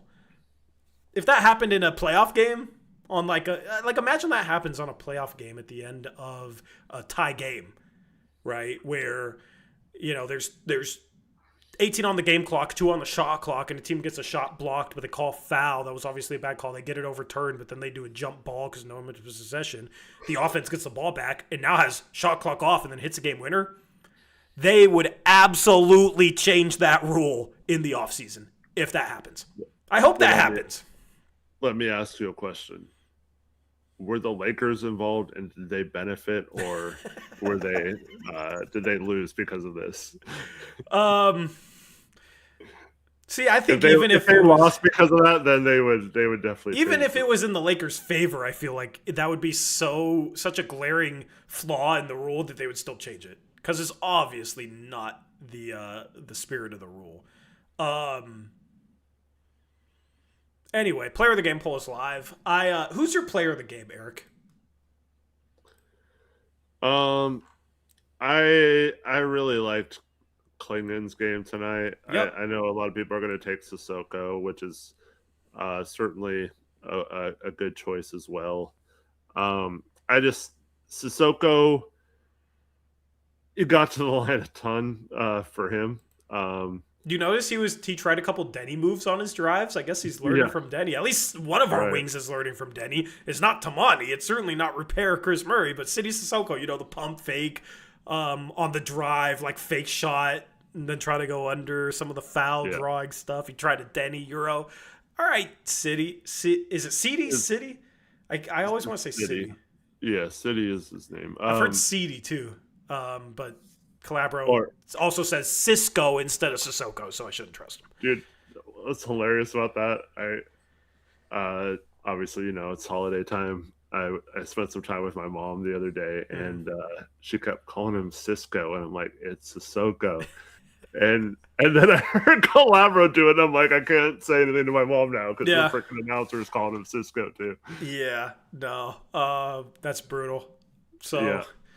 But anyways, okay, yes, we talk about this all the time with like Denny and stuff. Regardless of how you shoot, if you get to the line a bunch, you score 16 points on 8 shots. Very efficient. I agree. I'm just a little frustrated, and it's kind of the bench in total lately. But City, like, right when we started talking about him, wow, is he becoming like a consistently okay shooter? I feel like he hasn't made a 3 since, or he's like 1 for 20 since then. Like it feels like so he's 0 for 5 from 3 tonight, and there was just so many kickouts where it like would have been a like huge play if he made it, and he just was. He's like turning into a brick again from 3. But overall, he's 1 for 12 since we had that conversation. By the way. Okay, he's 0 for 8 the last 2 games. Yeah, so I'm just like, dude, make a 3-point shot, but yeah, but he was, other than that, the 5 threes he missed, he was really good tonight, and maybe that one offensive foul he got, like you can't be doing that if you're City Sissoko and on a 2-way, but I mean, he made up for it by fouling out Cade Cunningham. Yeah, because he dunked on him and styled so hard it pissed off Cade that he offensive fouled him, and City sold it. Great sequence from City. A steal on the sideline too. That was after. Was it after the offensive foul or was it a turnover? That was like a makeup play. Yeah, I think it was after he got the offensive foul. Yeah, that was basically like, oh, I just turned the ball over. He flew in for that steal. Like he was trailing Duncan Robinson off the screen. I don't know if I've ever seen him move that fast on defense. Like that was impressive, man. And that was like I made a mistake. I turned the ball over. I'm gonna make up for it. And he busted his ass for that steal. That's the type of stuff I love, man. Like, absolutely, I love that. So the 0 for 5 from 3 sucks. But I love the energy. I've talked about it a lot this stream. Like, that's what you want out of a two-way guy, you know? Come in and just, like, play your ass off. You make a mistake, try and make up for it on the other end, you know? He was great today. The Blazers were at plus 11 with him on the floor in 27 minutes. So I love how I always do this with, like, Denny, but I'm doing it with City Sissoko right now. So in the 21 minutes that City Sissoko was not on the floor, the Blazers got outscored by 19 points. Funny how that works. But, like, the team was clearly better with him in the game because he got into the line. He had 3 assists, 3 turnovers, but, like, you know, got that big steal, got that offensive foul on Cade. Like, he just made things happen today. Him and Donovan. Donovan's +1. That was the only 2 plus, right? Yep. Am I missing someone else? Nope. All right. Nope. But, like, City should be starting ahead of Chris Murray. What has Chris Murray done to deserve to start that City hasn't? What is Chris Murray better at than City? Offensive rebounding? Yeah. Well, he didn't even get an offensive rebound in this game. He drew a foul on an offensive rebound. Yeah. City got an offensive rebound. I don't understand. Especially because you need a little bit more ball handling. I mean, it shouldn't be starting either of them, but yeah, but like right now, City provides more ball handling. Without Grant, I don't really understand the move to start Chris Murray instead of City Sissoko. Also, yeah, like people are saying in chat, maybe it's just what we talked about earlier. You need some sort of energy spark off the bench, and if you have Murray and Repair, like you're not going to get much energy. Okay, yeah, I guess. So Rob Will plays only 14 minutes tonight, and I'm assuming he's not going to play tomorrow night. Can't get more minutes then if he's not going to play the second night. Klingan played 34 minutes, man. Man, he can't play over 30 minutes, though, without keeling over and dying. So, somebody needs to check on him. Shout out to Klingan, man. We'll talk about him. But I just want to say this. The bench was 0 for 11 from 3. This entire game was basically Denny Avdia drives into the paint. Denny Avdia sees the entire Pistons defense swarm him in the paint. Denny Avdia tries to shoot, gets blocked. Or Denny Avdia kicks out, missed 3. Or Denny Avdia kicks out, and then somebody makes a bad turnover. Like, Denny was 4 for 12. He didn't, I don't want to say, like, played particularly well in this game. The 9 assists, 3 turnovers was, impressive given that nobody could make anything. His passing is truly special. He's throwing some really nice lobs right now on pick and rolls. Like, I think we need to go to more Denny pick and rolls at times. Hey, Shea threw a lob to Donovan too. Yeah, yeah, Shea, I like that. I like that. But like this whole game was Sharp was started 8 for 9 inside the arc, but like it was on some insanely tough finishes too. And a lot of mid range shots. Like there's a lot of plays where he had no chance of getting anything off around the rim. The spacing is just horrible. And to Detroit's credit, they're one of the best defensive teams in the league. That's why they're 23-6. They do a really good job of converging around the rim, of helping. Jalen Duren has been terrific defensively. He's taken a leap there this season. And then you have like guys like Asar Thompson, but just collectively they do a good job of like converging at the rim. And it was basically just like, I don't know what Denny's supposed to do. He can't. His 3-point shot wasn't really falling. He was 1 for 4. He missed 3 in a row that were all open looks, and then he hit a step back. He hit that one, of course. But 4 for 12 inside the arc, like, all right, so his 3-point shot's not falling. He did get to the line 15 times. Good for him. Needs to make more free throws than 9 for 15. That kind of sucked. The free throw shooting sucked as a whole. But on his drives, man, there's just no spacing. Like, somebody said it during the game. Imagine if he was kicking out to Duncan Robinson instead of Chris Murray or Ryan Repair or even Duop Reith at this point, who I guess has lost his shot. Yeah, like Reith. I mean, he was 3 for 4 against Memphis, and then 0 for 3, and then 0 for 1 this game. But it just feels like Reith's shot isn't as good lately, outside of a couple hot shooting games against Memphis or Detroit. He's very like feast or famine, I feel like. Either Reith is going to make a couple threes, or he's not going to make a single one. Is kind of how it feels like to be. And honestly, looking at his game log, that's kind of how it is as of late. But regardless, he's not going to play much because he can't play defense.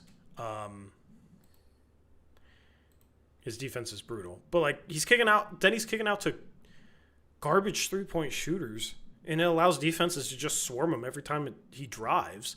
This is something that needs to get better. Getting Blake Wesley back is not going to help this. I know he has a lot of fans, but, like, the Blazers need more shooting around Denny. This is where I think having Scoot would help tremendously, because Scoot's, I think, a 35% 3-point shooter. That's basically what it was last year. Like, he'll knock down more of these looks than any of these other guys will knock down. Even though it's not Scoot's strength to just sit in the corner, that would help the team compared to these kick-out options they have right now. Sharpe had a lot of kick-out passes this game to guys that just can't make threes. Tamani was 2 for 6. Chris Murray was 1 for 3. And then the bench was 0 for 11. I mean, when Denny was kicking to Sharpe, Sharpe was 1 for 6 from 3. Who is Denny supposed to kick to? His only teammate that shot a decent 3-ball was Donovan Klingan, who was 2 for 2 from 3, and then had a third shot where his toe was on the line that he made.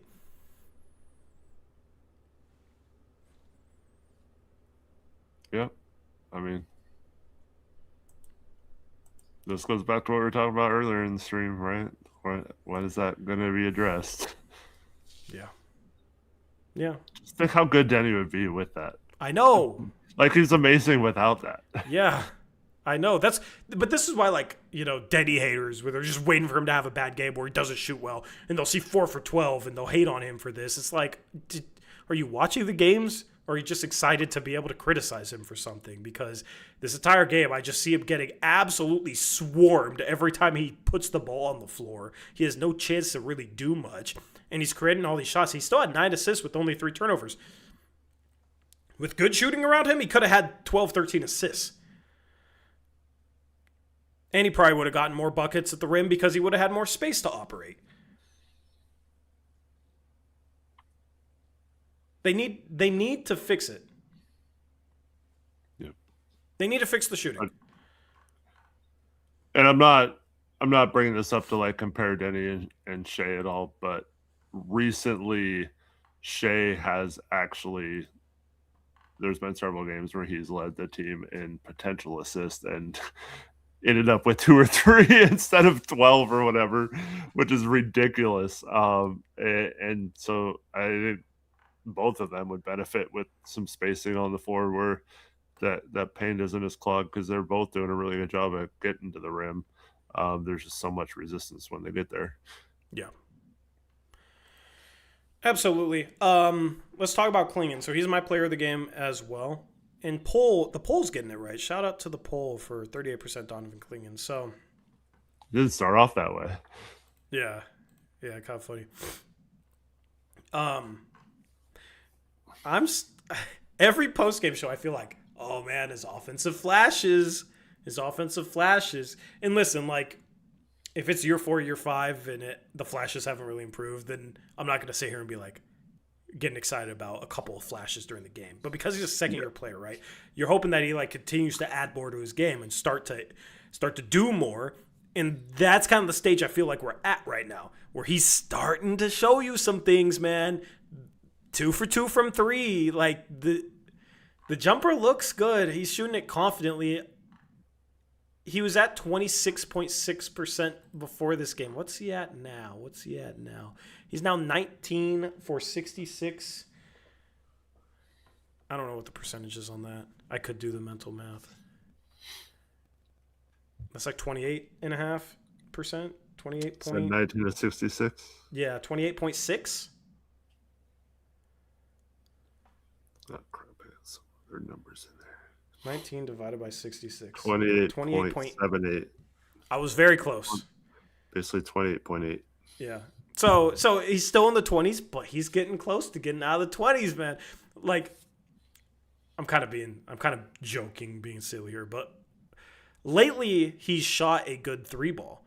And he shot that one with his foot on the line that I thought was a 3. Like, he could have been 3 for 3 if he just didn't put his big ass toe on the line. He was 2 for 2 tonight. He was 1 for 1 last game. He was 2 for 4 the game before. He did have a stretch where in 3 games he was a combined 0 for 4. But before that, 2 for 4, 2 for 4, 1 for 4, 1 for 3.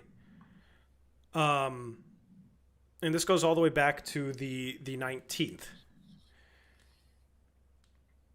So what is he shooting over the stretch? He's 11 for... Sorry, I'm doing the math. Well, while you're doing that, so that thing I saw earlier that I mentioned where he was being all like, come on, rah-rah to the team. He hit a 3 right after that. Yeah.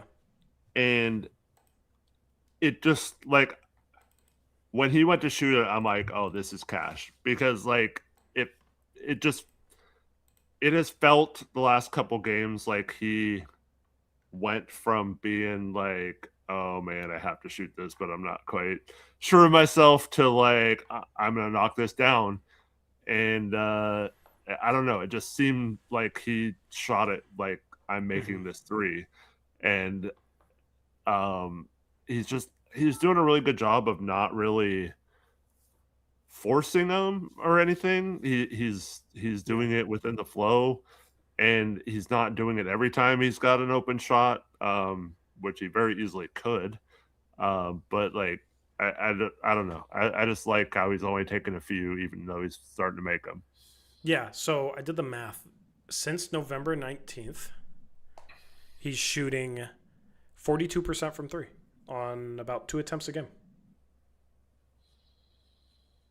Like, that's not to sit here and say, oh, he's a 42% 3-point shooter, right? We're kind of just picking, like, the previous month. Had like a previous last year, yeah. Yeah, like the previous month. We're picking the previous month because the previous month has been good, you know, and we're going back to a date where the good started, you know, so it is kind of like cherry picking a sample here. But I think, like, the point I want to make is he's shot well enough the past month to justify, A, him taking them, but then B, like, it gives me hope that he's improving as a shooter, right? It's not like he's had 4 years and he like has stretches like these, but then he falls off every time. Like, this is probably the best shooting stretch he's ever had. And he's shooting the ball with more confidence right now than I think he probably ever has at the college or NBA level. So in confidence is a big part of shooting the 3 ball.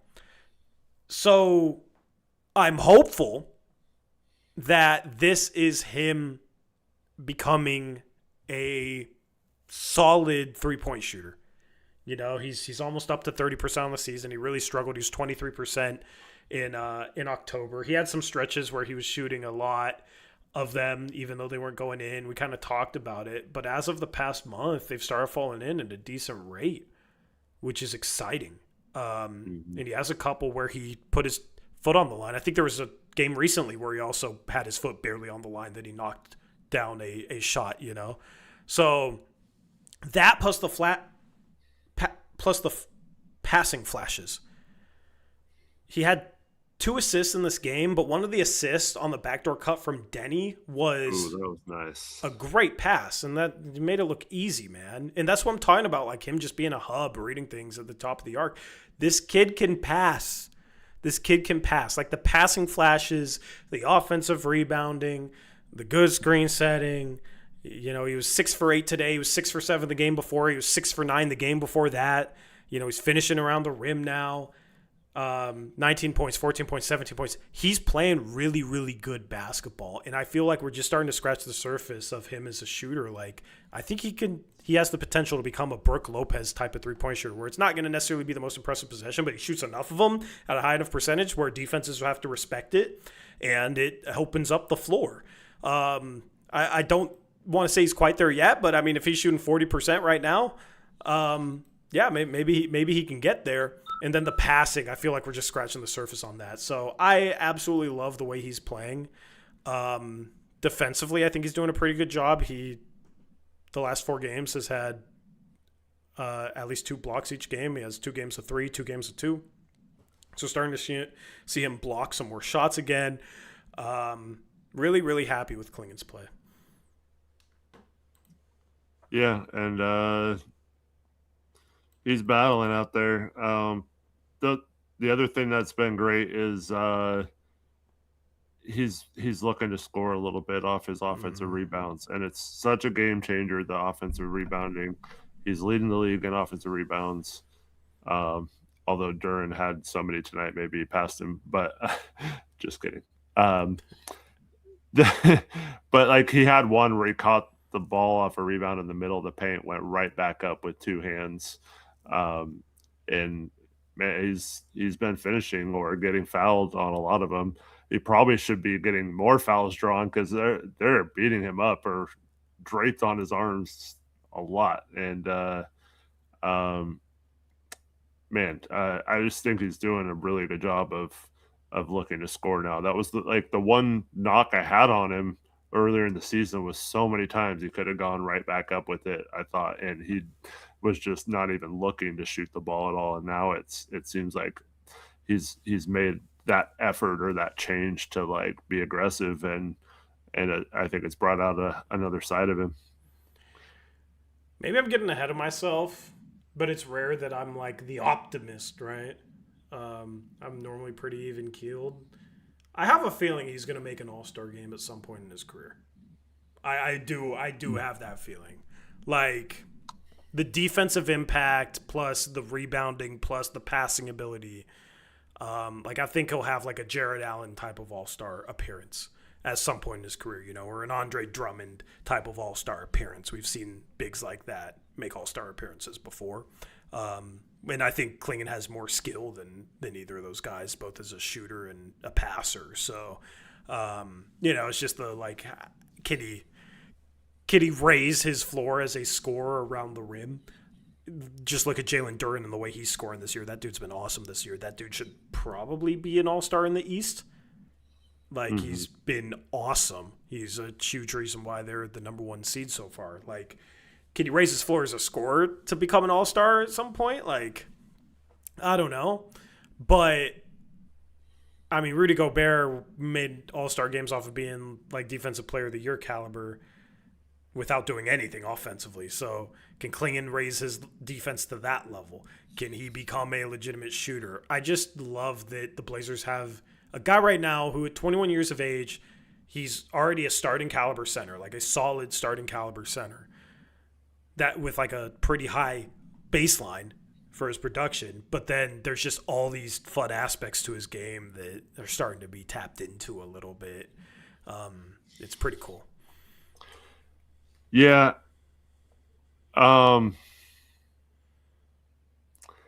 It's tough for me to say he could be an all-star because I don't know. I feel like so many centers like Denny. I know you mentioned Gobert, and I mean that's obviously the best example of what he could be like to get there. And if he's a little better offensively than Gobert, that's even better, especially with the 3-point shot. If that came around to being consistently good, um, I don't know. I don't know. I feel like he's going to be one of those kind of overlooked, really, really elite kind of role players, but not ever recognized as like an all-star type player. But I hope I'm wrong on that. I hope I'm wrong. I think the one thing that I guess works against him is just with the offense nowadays. You have so many players with high statistical outputs. Yeah. Where it's like guys 24 and 7. You know, Keontae George is averaging like 24 and 7, and he's not somebody that I would pick for the All-Star game right now. Like there's multiple guys that would probably get snubbed ahead of him. Denny might end up being one of them. He's 25, 7 and 6. Like, there's a possibility he doesn't make the All-Star game. So I think it'll be tough for like somebody that's, unless he gets up to averaging 20 a game, which I don't know. Like, that's very high-end outcome. Like, I don't really expect that. But if he can knock down threes and then he's so big, like, I don't know.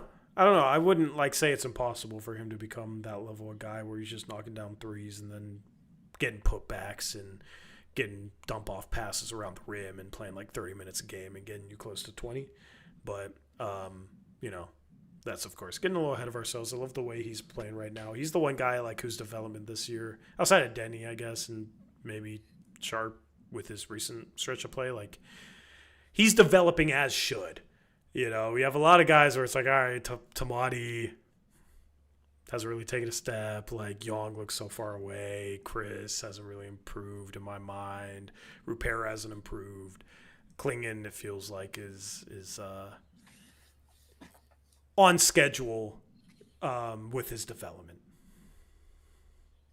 Yep. If he ever gets his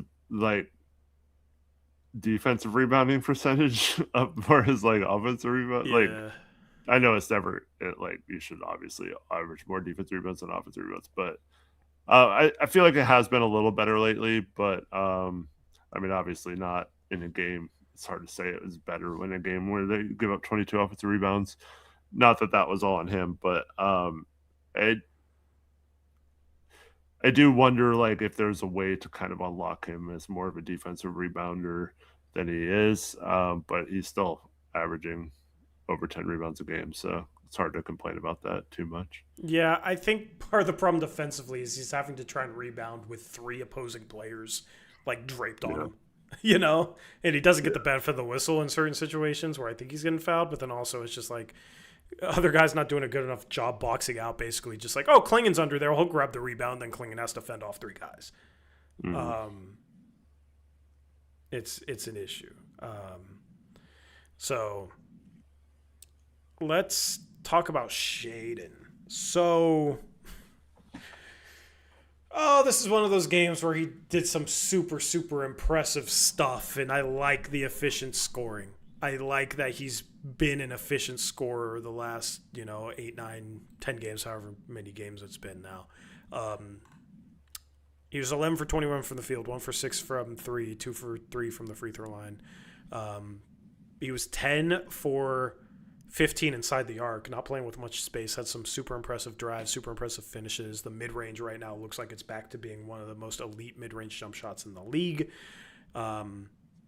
He did have another really tough mid-range he shot today. I just think that's going to be a product of being aggressive from there, where sometimes maybe it'll push the issue a little too much.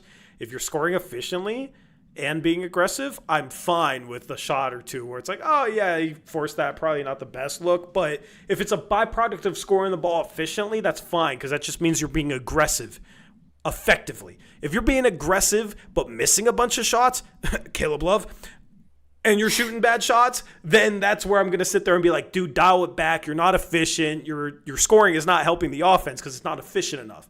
When Shaedon Sharpe's scoring efficiently, I'm fine with him taking a questionable look or 2. I almost think if you're being as aggressive as you should be as an efficient scorer and taking 21 shots in a game like this, you're going to have 1 or 2 where you're maybe pushing it a little bit too much. Dame, it felt that way. I talked about it with Dame. I mean, pretty much any talented scorer, I think it will feel that way. And if it doesn't feel that way, they're probably not being aggressive enough. So, that's the difference with the conversation for me around Shaedon Sharpe right now compared to earlier in the year where he was very inefficient and missing a ton of shots and forcing a ton of shots, and I was criticizing him heavily for that, right? It's different when you're scoring efficiently, and right now he's scoring efficiently. Okay. And that's kind of the whole thing for me with Shaedon Sharpe. I feel like I get a little bit of heat because I'm hard on him, but it's never something where I'm not talking about what's happening in the moment, right? Like, if he improves something, then he improves something. Like, it's always basically in the moment. There's a lot of people out there that act like, oh, now that he's scoring efficiently, see, you were wrong for criticizing him for being inefficient earlier in the year. No, I wasn't. I was simply talking about what was happening in the moment. He was very inefficient to start the season, and now he's turned it around. I've never put it past him being able to be more efficient. I feel like his shot selection is better, and that's a big part of why he's being more efficient. But he's still remaining aggressive. It's not like, oh, he improved his shot selection and he's being more passive now, because that wasn't that's not going to be the best version of Shaedon Sharpe. He's still being aggressive. He's still getting shots up, but he's getting to his spots a little bit better right now. The mid-range shots falling right now, which is really nice to see. And he's playing with, I think, more confidence as a scorer. He just seems more sure of himself. Almost too sure of himself when he just throws passes out of bounds super casually. But that's just the change I've seen in Sharpe. And, he missed some threes today, but, like, I'm not worried about one game. He's been shooting such a great three ball. Like, you're going to have games where you're 1 for 6, even as a good shooter. Good shooters have games they're 1 for 6. He's been shooting such a good three ball. I kind of felt like, okay, there's going to be a game if we're about due for a 1 for 6 type of night. Unfortunately, it was tonight. I wish he could have gone 4 for 6, maybe win this game. But he's been shooting such a great three ball. Like, all right, he was 1 for 6 from 3 today. That's fine. He still found a way to impact the game as a scorer. He still had some really impressive driving moments. I'm just breaking down his scoring, okay? Because the turnovers, we'll get to that. That'll be some more criticism. But the scoring was nice tonight, that he was still efficient despite the three-point shot not falling, which had been falling. And he's, I think, took pretty good shots. Yeah, I mean, maybe not as good efficiency-wise in the second half. He did have 16, I think, at halftime. It's only 9 points in the second half. But yeah, I mean, the question is, how does he respond to the poor shooting? Like, does he follow it up with shooting the three again better tomorrow night? It's still weird that we have a game, but so he plays 35 minutes there. He reached his minutes restriction of 35 minutes, I guess. Once again, Tori. Yeah, that is pretty clearly the number, because that's how they schedule it. There's 3 games in this month where he's played exactly 35 minutes and none more than that. If you're on a minutes restriction, though, with this roster, the way they've treated those type of things in the past, I would say there's 0 chance he plays tomorrow night. But I don't know. I don't see why they wouldn't play him tomorrow night either at the same time.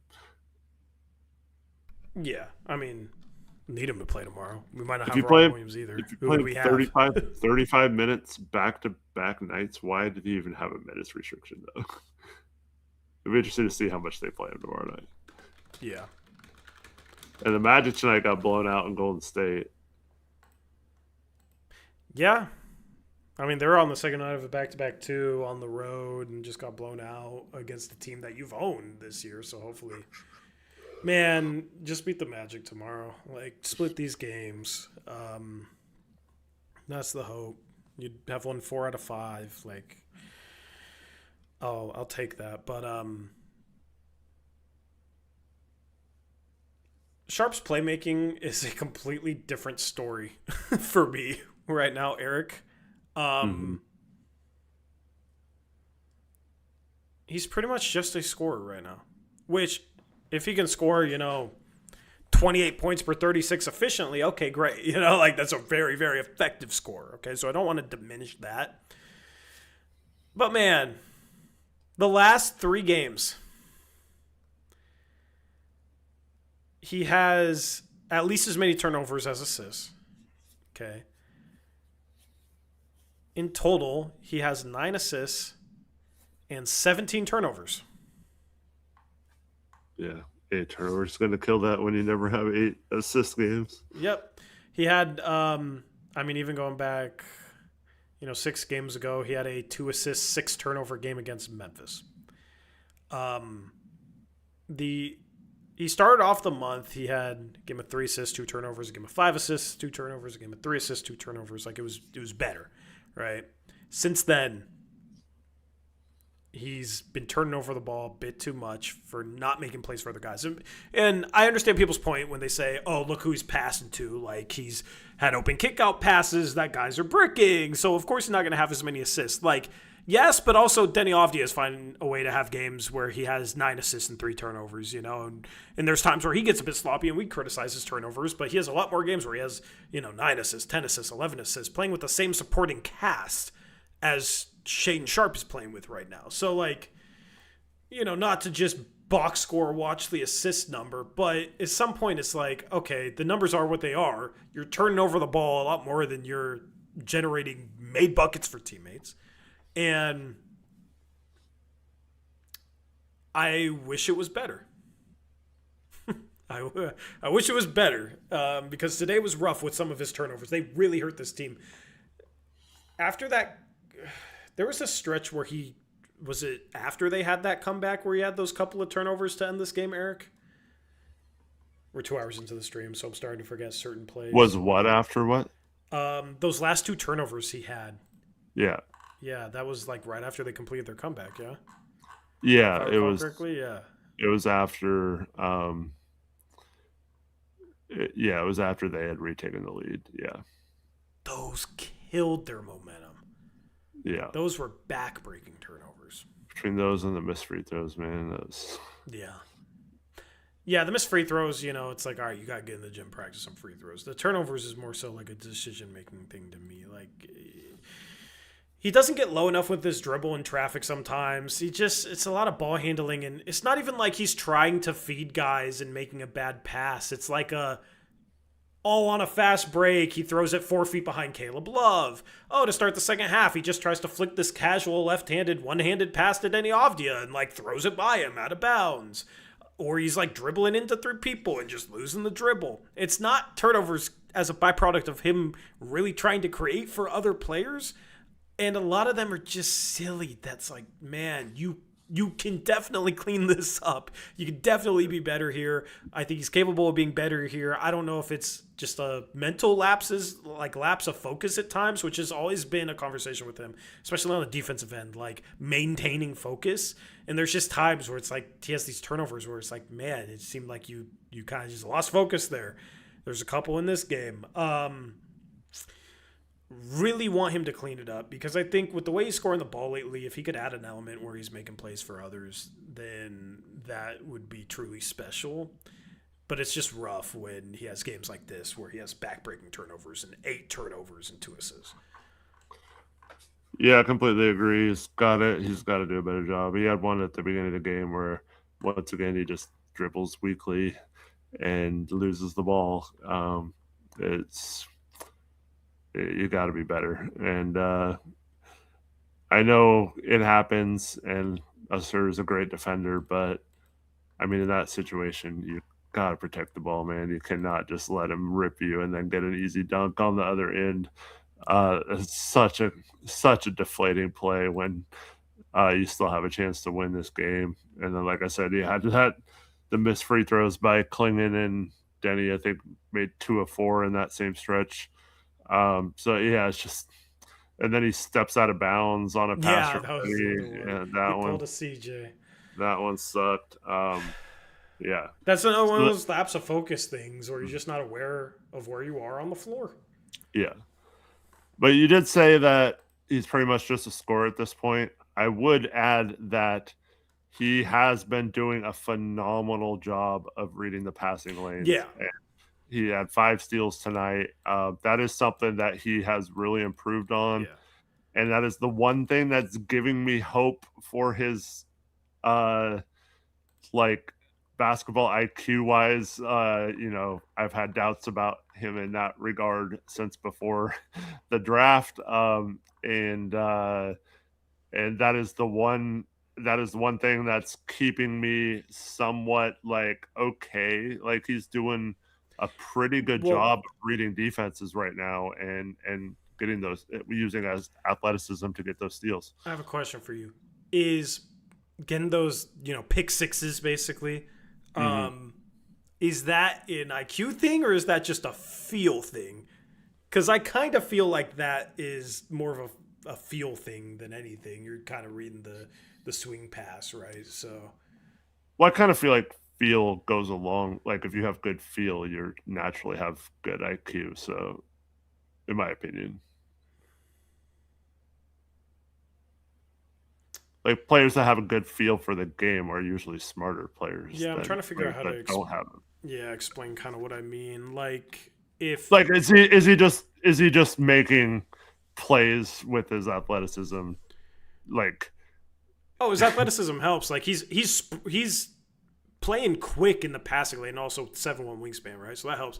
I just think like um just reading when somebody's going to skip the ball is a little bit more feel to me than like, oh, they're running a complex offensive action. We're going to like read the action and steal the pass that way. Like yeah, Tamani has at times because Tamani last year at least had a lot of moments where it's like, man, really impressive. That's not to diminish or anything. That's just like mhm, I would say he has like a really good feel for playing the passing lanes and like timing it and anticipating it. Um, and maybe that's IQ to you. I don't know. I feel like this is semantics, I guess. right. Um, but yeah, that's like what I kind of meant by that question was like that's the difference to me. But it's not to diminish it because yeah, he's been great. He's one of the leaders in pick sixes. They actually track this, and this was before this game. And how many did he have today? He had a tip pass and transition at the start of it. Like he has length and athleticism, Mhm. and it's nice that he's using his length to generate some steals. Um, and this is where like the lack of effort defensively was always very frustrating for me. Like you have good tools. I understand if you're not necessarily going to be the best on ball defender, but at least use those tools off the ball to wreak some havoc. And I will say I think he's done a decent job of that without getting like back cut. Because that's the thing. If you're overplaying passing lanes and you get hit with a pump fake, like you can get back cut real easily. I think he's done a particularly good job of just like reading the play correctly and not getting out of position and getting some of these steals. And then with his athleticism going the other way, it's dangerous. So yeah, I do like the steals that he's generating for sure. By like just a score right now, I kind of just meant that offensively. By the way, Yeah, yeah, yeah, yeah. Um, you know, you got me thinking because my son plays rec basketball, and he has some like focus issues sometimes. Not he's not not the greatest player or whatever. Um, Over the last week, both in practice and in our last game, he he just like out of nowhere started making these like reads like Shay's doing, where he just like jumps a pass and steals the ball, and I'm like, dude, where the heck did this come from? Like, so like you got me thinking, like, is it just like because it's not instinct for him, like so like I'm wondering like what like flipped on for him, you know what I mean? hmm Like, did that happen with Shay too? Like, is it just something where he's like starting to read the game better, and that's like helping him, like, or is he like studying film on this, or like what's going like? Because like obviously my son's not studying film or whatever. Like I what, I think like like what is? experience, like seeing the same situation again, helps you. Repetition helps you in these instances.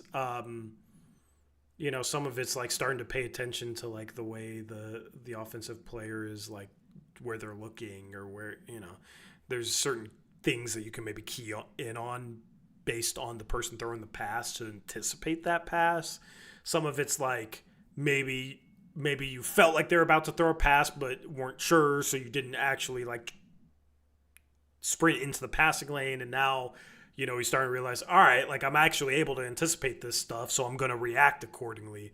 Maybe that's part of it for Shea. And that's just kind of where like the feel comes in, where getting a good enough feel to like, all right, I can tell when this guy's throwing the ball. Like I'm confident in the feel I have for that, so I'm going to sprint into this passing lane. Because that's the thing. When you don't have a good feel, but you're like trying to generate those steals, that's how you end up like over pursuing, and they're not actually throwing the pass, and now you're out of position, now you're getting back cut, now the whole defense is scrambling. That's where it like really breaks down. And Tamani has that issue with times where he doesn't necessarily have like the best feel. He just kind of hunts it. Matisse Thybulle, I think, has good feel, but it's like very, very aggressive trying to play these passing lanes where it bites him. I think Sharpe is doing a good job of like anticipating it properly and being able to play those passing lanes without it really biting him. He's not like chasing stuff that's not there, essentially. Yeah. But he is trying. I feel like too, earlier in the season he was getting hunted a lot more. I don't know if it's just because we have worse players on the field, on the court now. Because like when we go back to having Drew and Jeremy and stuff like that, maybe defenses are going to hunt Shea a little more. But I feel like they're not, because there was a stretch earlier in the season where like every pick and roll was like whoever he was guarding was going to go be the screener, like we're doing with Duncan Robinson tonight, Yeah, we need to have the Drew conversation real quick. Dude. We'll end off the stream with the Drew conversation. Trevin says, in the last 3 games before tonight, the gap between a potential assist and assist was bigger for Sharpe than Denny. A big difference is Denny gets guaranteed assists, getting big, easy shots at the rim, where Sharpe's are all kickouts. Yeah, I think that's like the difference between Denny being like a true playmaker and Sharpe. Like Sharpe can make the right kick out pass. Like basically it's for Sharpe, it's all right, I'm driving, I beat my guy off the dribble, this guy helps from the corner, the kick outs to the corner, you know what I mean? And then that guy bricks a 3. All right, that was a potential assist. Like I just haven't really seen Sharpe make any like legitimately advanced reads or like creative reads or creative passes so far this year, where Denny's more creative. Like the pass he had yesterday to Klingan kind of in the paint, I know probably seemed pretty simple, but that was like a kind of an unusual like pass, an unusual play, where that's like a level of creativity. In that situation, I probably want Sharpe going up and dunking that anyway because he's Shaedon Sharpe, but like he can make the kick out pass, and that's where a lot of his assists or potential assists seem to come from. Or he can hit a cutter if there's a cutter there. It's just there's not like a level of creativity there that Denny has, in my opinion. And I feel like the creative stuff is Denny finding ways to get bigs shots around the rim or players different shots than just spot up threes. Yep. Let's talk about the Drew thing. So 6 weeks. I didn't realize it had been 6 weeks. I miss Drew, man. It's easy to forget that he's like just not on the team, What did they originally say? Because it's been so long, I forget. Did they even originally say anything about how long he'd be out? I don't remember what they originally said, but then there was the update. Because I'm worried about this with Grant too right now, because he was like questionable for several games, and then all of a sudden he was out, and then he's been out ever since. But then it was like a week or two into him being on the injury report that they then said he'd be reevaluated in 1 to 2 weeks, and I feel like that was 3 or 4 weeks ago now. I feel like that was in November. Yeah. It's been at least 3 weeks since the 1 to 2 weeks thing, if not 4 weeks. Let me search. 1 to 2 weeks. I'm searching the news. This was over a month ago. Is it November 21st? November 21st. So Out at least 1 to 2 more weeks. Okay? So that was 4.5 weeks ago. They said at least 1 to 2 more weeks.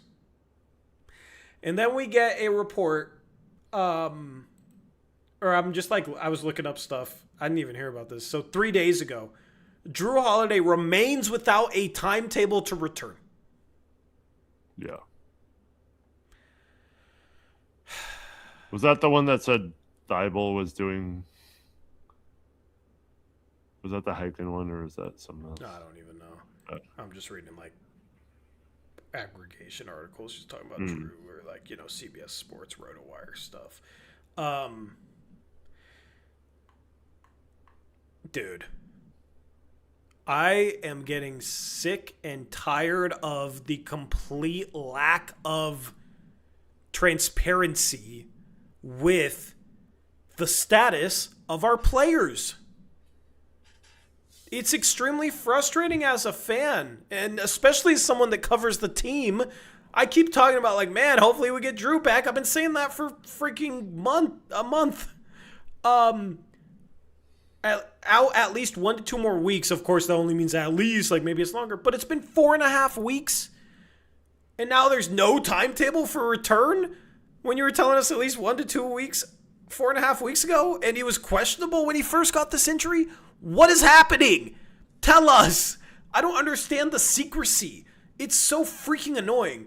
And then you have the stuff with Scoot, which is like another conversation, but they say, 4 to 8 weeks at the start of September, and we're sitting here like, okay, hopefully he can return before December. Well, I kind of caught on like, oh, this is going to be one of those Blazer things where it's just far longer than expected, far longer than kind of they're implying. So that's why I started saying maybe he can return before the new year. At this point, I'm starting to worry if Scoot's going to be out until past the All-Star break level stuff. I've been conditioned at this point to just expect 1 to 2 weeks to mean 1 to 2 months. Because essentially it's been a whole month since then. So maybe they meant 1 to 2 months. I don't know, Eric, but it's extremely frustrating. It's getting ridiculous because it's happened with so many players. The GP2 weeks saga, even back to like, I think it felt this way a little bit with Nurk's return, and I'm sure I'm forgetting a couple players. Chat, let me know. But it just feels like this happens way too much where they give a timetable that's far too short, and then we hear no update, and we're like, what the hell happened to this guy? Yeah, and there's also, they said, all right, what's worse, a grade 1 or a grade 2? Grade 2. Okay, I think, yeah. I believe they said it was a grade 1 sprain or whatever the least worse is. And now, but like a grade 2 timetable lines up more with 6 to 8 weeks, which is what we're at now pretty much. Because that 1 to 2 weeks was after he had already missed some games. So like, I don't know, man. It feels like they don't even tell us what the right injury is sometimes, or like if he got diagnosed with a more severe strain, but like, was it just a misdiagnosis at first, or did we get the wrong information, or did he re-aggravate it or make it worse when he tried to like run on it or something? Like, why can't you update it like he had a setback to his injury and will be out an additional so many weeks? Like, why is it always just, he's still a ways away from playing? If he had a grade 2 strain, then why was he questionable at first? And then why, after a week of him being out, they were saying at least 1 to 2 more weeks if it was a grade 2 strain? Right. So basically, like, either he re-aggravated it somehow, and we don't know that, or it was far worse than they were acting like for some reason. Either way, there's an issue here. Like, what? Either of those two things is an issue here. Yeah. Misdiagnosis, or they were kind of misleading the fans, acting like he was going to be back far sooner than he was, or he re-aggravated it, and we don't know. Like, either way, we're completely in the dark. There's no transparency at all. There's no updates. And it's frustrating as hell. Well, why?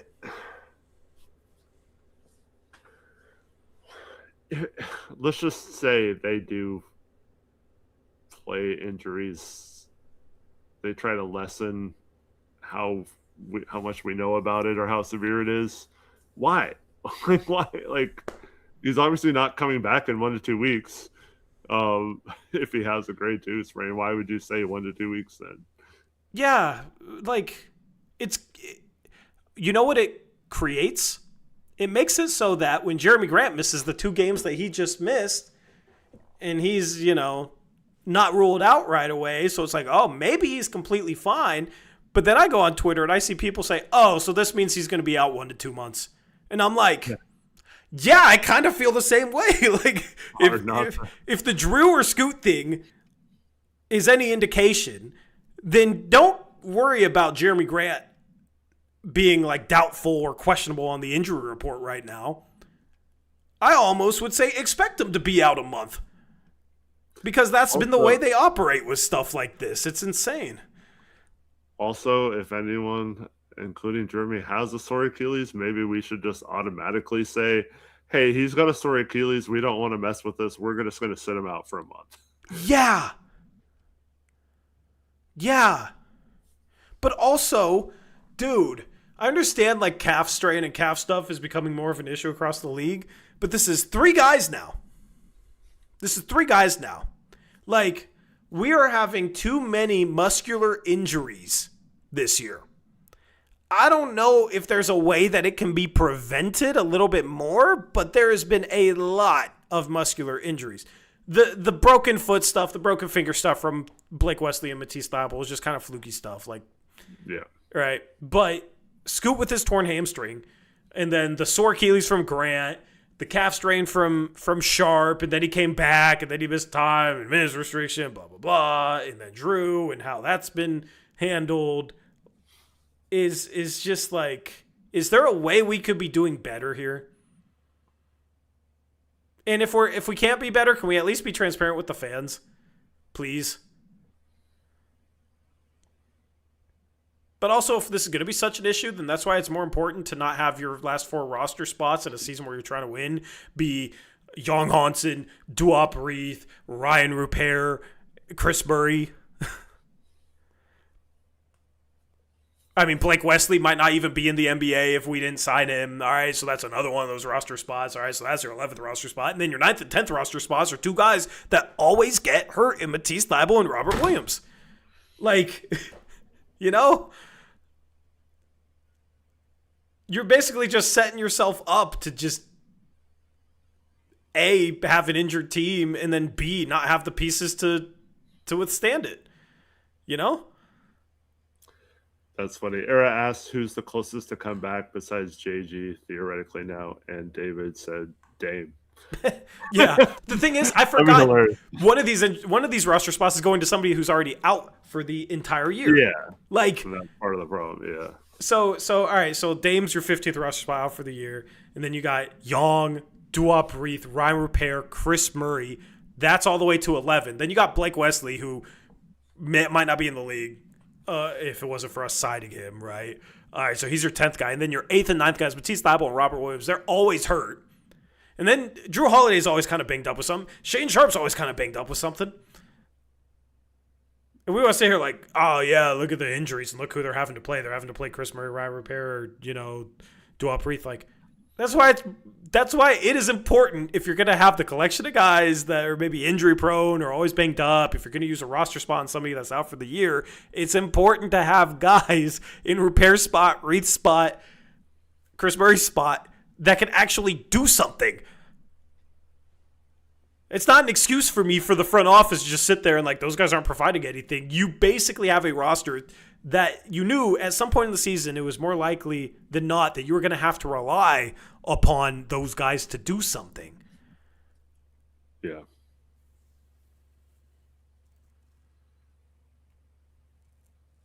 So it's just frustrating part of the roster construction. Like, those roster spots matter, man. There's other teams that have guys that can step in and just consistently produce a little bit in those spots, and we don't. Like, Ryan Rupert does absolutely nothing. Duop Reith, if he doesn't make a 3, is horrible.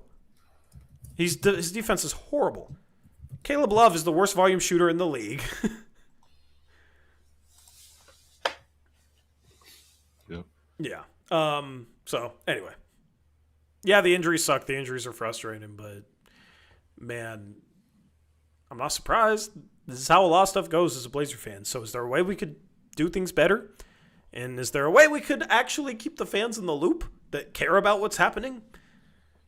That's something for Tom Dundon to address once he becomes the new owner.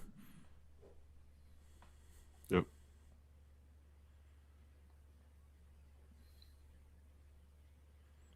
But yeah. So for the question in chat, who's the closest? I don't know. I don't even think the Blazers know. They don't seem to know what's going on with any of these guys. If you had to guess who comes back first between Drew, Scoot, and Jeremy. Well, I'll say Jeremy just because he wasn't listed as out tonight. Yeah. That makes sense. I'll probably go him. But like Scoot or Drew? I still think it'll be Drew at this point, which is crazy, but yeah. I think Drew will come back like first or second week of January, and Scoot will come back late January, which would put Scoot on a 4-month.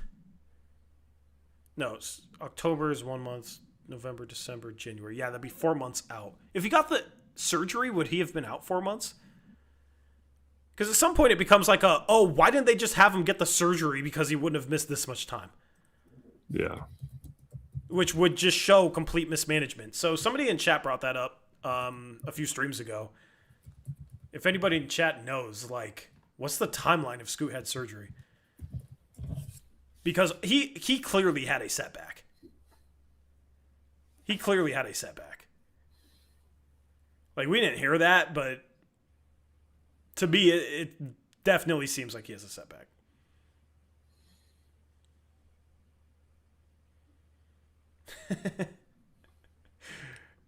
So Taylor says a certain someone told people that when Scoot gets cleared for basketball activities, his ramp up might take a month. I mean, who knows, man? Like, yeah. The thing that sucks too is I think he was gonna break out. Maybe not break out, but I think he was gonna take a legitimate leap in year 3.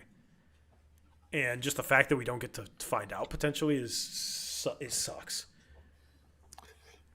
Complete hamstring tears grade 3 take 3 to 6 months to heal after surgery. Well, we're already 3 months in.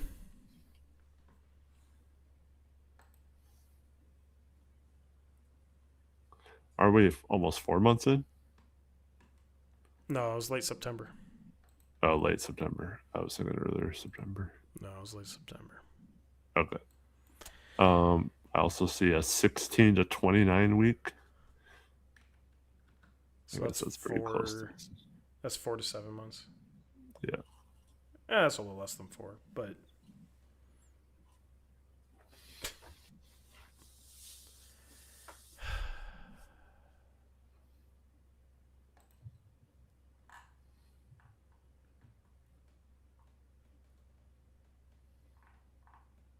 I don't know, man. I'm worried he's not going to make it back before February. Like, I'm worried he's not going to make it back before the trade deadline. If there's one more setback, he might miss the entire season. That'd be so brutal. It'd be so brutal. And then what do you do with them? You have Dame coming in? You still have Drew here? But I mean, if Drew can't stay, they just give up on him at that point, right? And sell low on him, like, yeah. I mean, that's something stupid they do. I'm not saying that's what I would do. I'm just saying. Yeah, but like I see people like, oh, would you trade him and a top 3 protected 2029 best of Boston, Milwaukee, Portland for like Trey Murphy? And to me, I'm like, that's just an upside killing trade where you're selling low on Scoot. I still believe in his upside. And then also that pick, I feel like has a 50% chance of being between like 4 and 8. And maybe you can draft a legitimate star with that pick. I mean, even if it ends up at like 13, I think Derek Queen at this point looks like he's going to be a star one day, you know? So Giving up those two guys for a guy in Trey Murphy I like, but he's never going to be more than a fringe all-star. I don't like upside killing trades, and I don't like selling low on a prospect like Scoot because he's been hurt. But I have a feeling that's the route this is going to go. And then I feel like there's a legitimate chance that he breaks out somewhere else and it's like we trade him for a player that's worse than him just because he was hurt. And that would bother me. We'll see. But yeah, people bust like acting like he sucks on Twitter, you know. It's like dude hasn't gotten a chance to play in year 3. He took a legitimate step forward in year 2. He put in a ton of great work this offseason. I feel bad for him, man. He put in so much good work this offseason. You could tell he's working his ass off. And he just doesn't get to play because of something that happened in the ramp up to training camp. And then maybe he should have gotten the freaking surgery. I don't know. But if there's anything to take out of this conversation, we are very frustrated with the Blazers' lack of transparency. And if you feel the same way, you are completely justified in being frustrated with that. There are ass kissers of the organization who will tell you that you're wrong for being frustrated about that or that you don't know what goes on. You know, there's always those people that say that with everything regarding this organization that will make any excuse and act like you don't know enough to have any sort of feelings about anything on or off the court, injuries or whatever.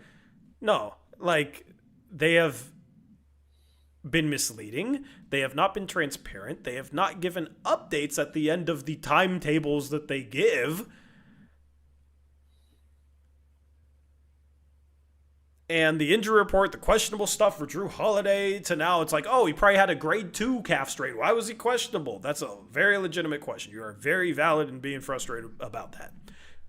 We are frustrated about that. So this is the type of stuff where some people don't understand why we want a new owner.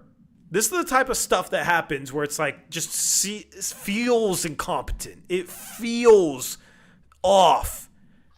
And that's where we hope that a new owner will come in and get some of this stuff in line. And if it's a problem with something with the training staff, like we need to be better there, or maybe we need to do new things there. You know, like there's legitimate issues with this organization that need to be fixed. That's just one of them, and hopefully Tom Dundon can make some progress there once he's the new owner. I would love for Tom Dundon to just let us sit here and tell him everything we've had an issue with the last 5 years that could be better. We could give him a whole laundry list of things that I'm sure the organization, the people working there on the inside probably won't give them, you know, because they don't see it from a fan's point of view because they're not fans. They're working in the organization. We'll give you the fans' point of view, Tom, all right? We'll give you a whole list of things, man. But he's probably just concerned about trying to get a brand new stadium, and who knows how that's gonna go. So, I think right now he's still concerned with securing enough money to buy the team. Even the sale can't be normal. So, anyway, appreciate you guys hanging out. We'll be live again tomorrow night to recap the Blazers versus Magic. Anything else, Eric? Thanks, everyone, for watching. Hope to see you tomorrow night. Hopefully after a Blazers win, except for a loss instead of a loss like tonight. Hopefully. Oh, you know what we need to do? We need to do a tankathon because we lost. All right. That's the rules. All right, so the Blazers are 11th best odds, just like last year. Eric. I love that. Progress. Slightly worse win percentage than last year, but not better odds. We are a game behind Milwaukee. We're a game and a half behind Dallas and Utah. I guess if there's good news, it's that Memphis lost today, Dallas and Utah lost today. Unfortunately, Golden State won, so Portland's down 2.5 games back. I have 8th.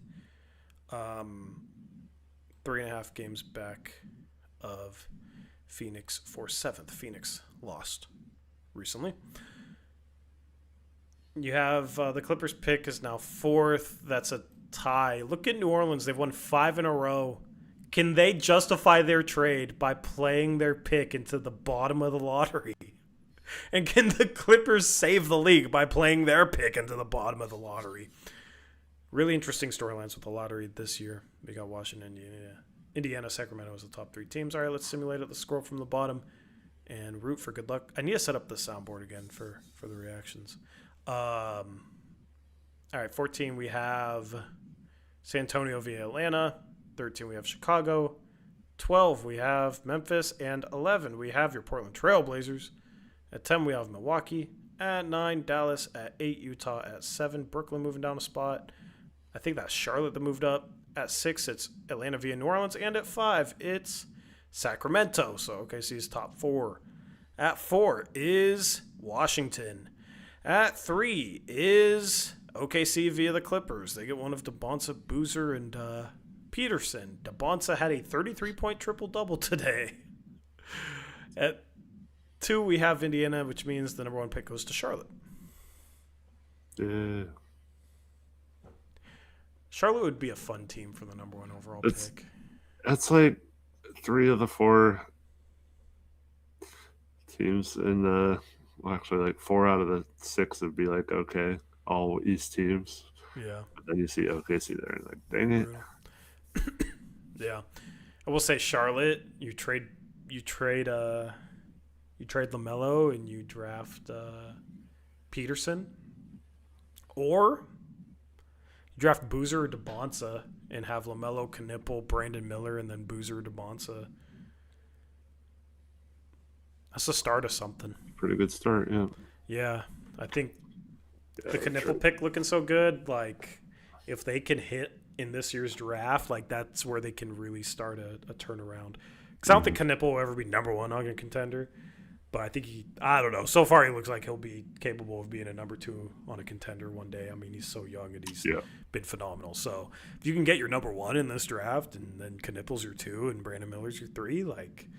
That's how you get on the path to being the next Detroit Pistons, who a year and a half ago, Blazer fans said, hey, you don't want to lose too many games because you don't want to be the Detroit Pistons. Well, tonight, I want to be the Detroit Pistons because they're 23-6, and that would be really cool to win a game like this. It'd be really cool to have a two-way guard that actually contributes to the team instead of just misses every shot, but still takes a ton of them. That's where we're at. All right, anything else, Eric? Thanks for watching. Have a good night. Yep, catch you again tomorrow. We're out of here. Blazers lose. Blazers lose. Hopefully they can bounce back. But their winning streak is over. Who knows when they'll win back-to-back games once again. Hopefully it doesn't take another 2 months like last time. 12-17 on the season. We'll see how they do tomorrow against the Magic. Have a good rest of your night. Until next time. As always, peace out. Go Blazers!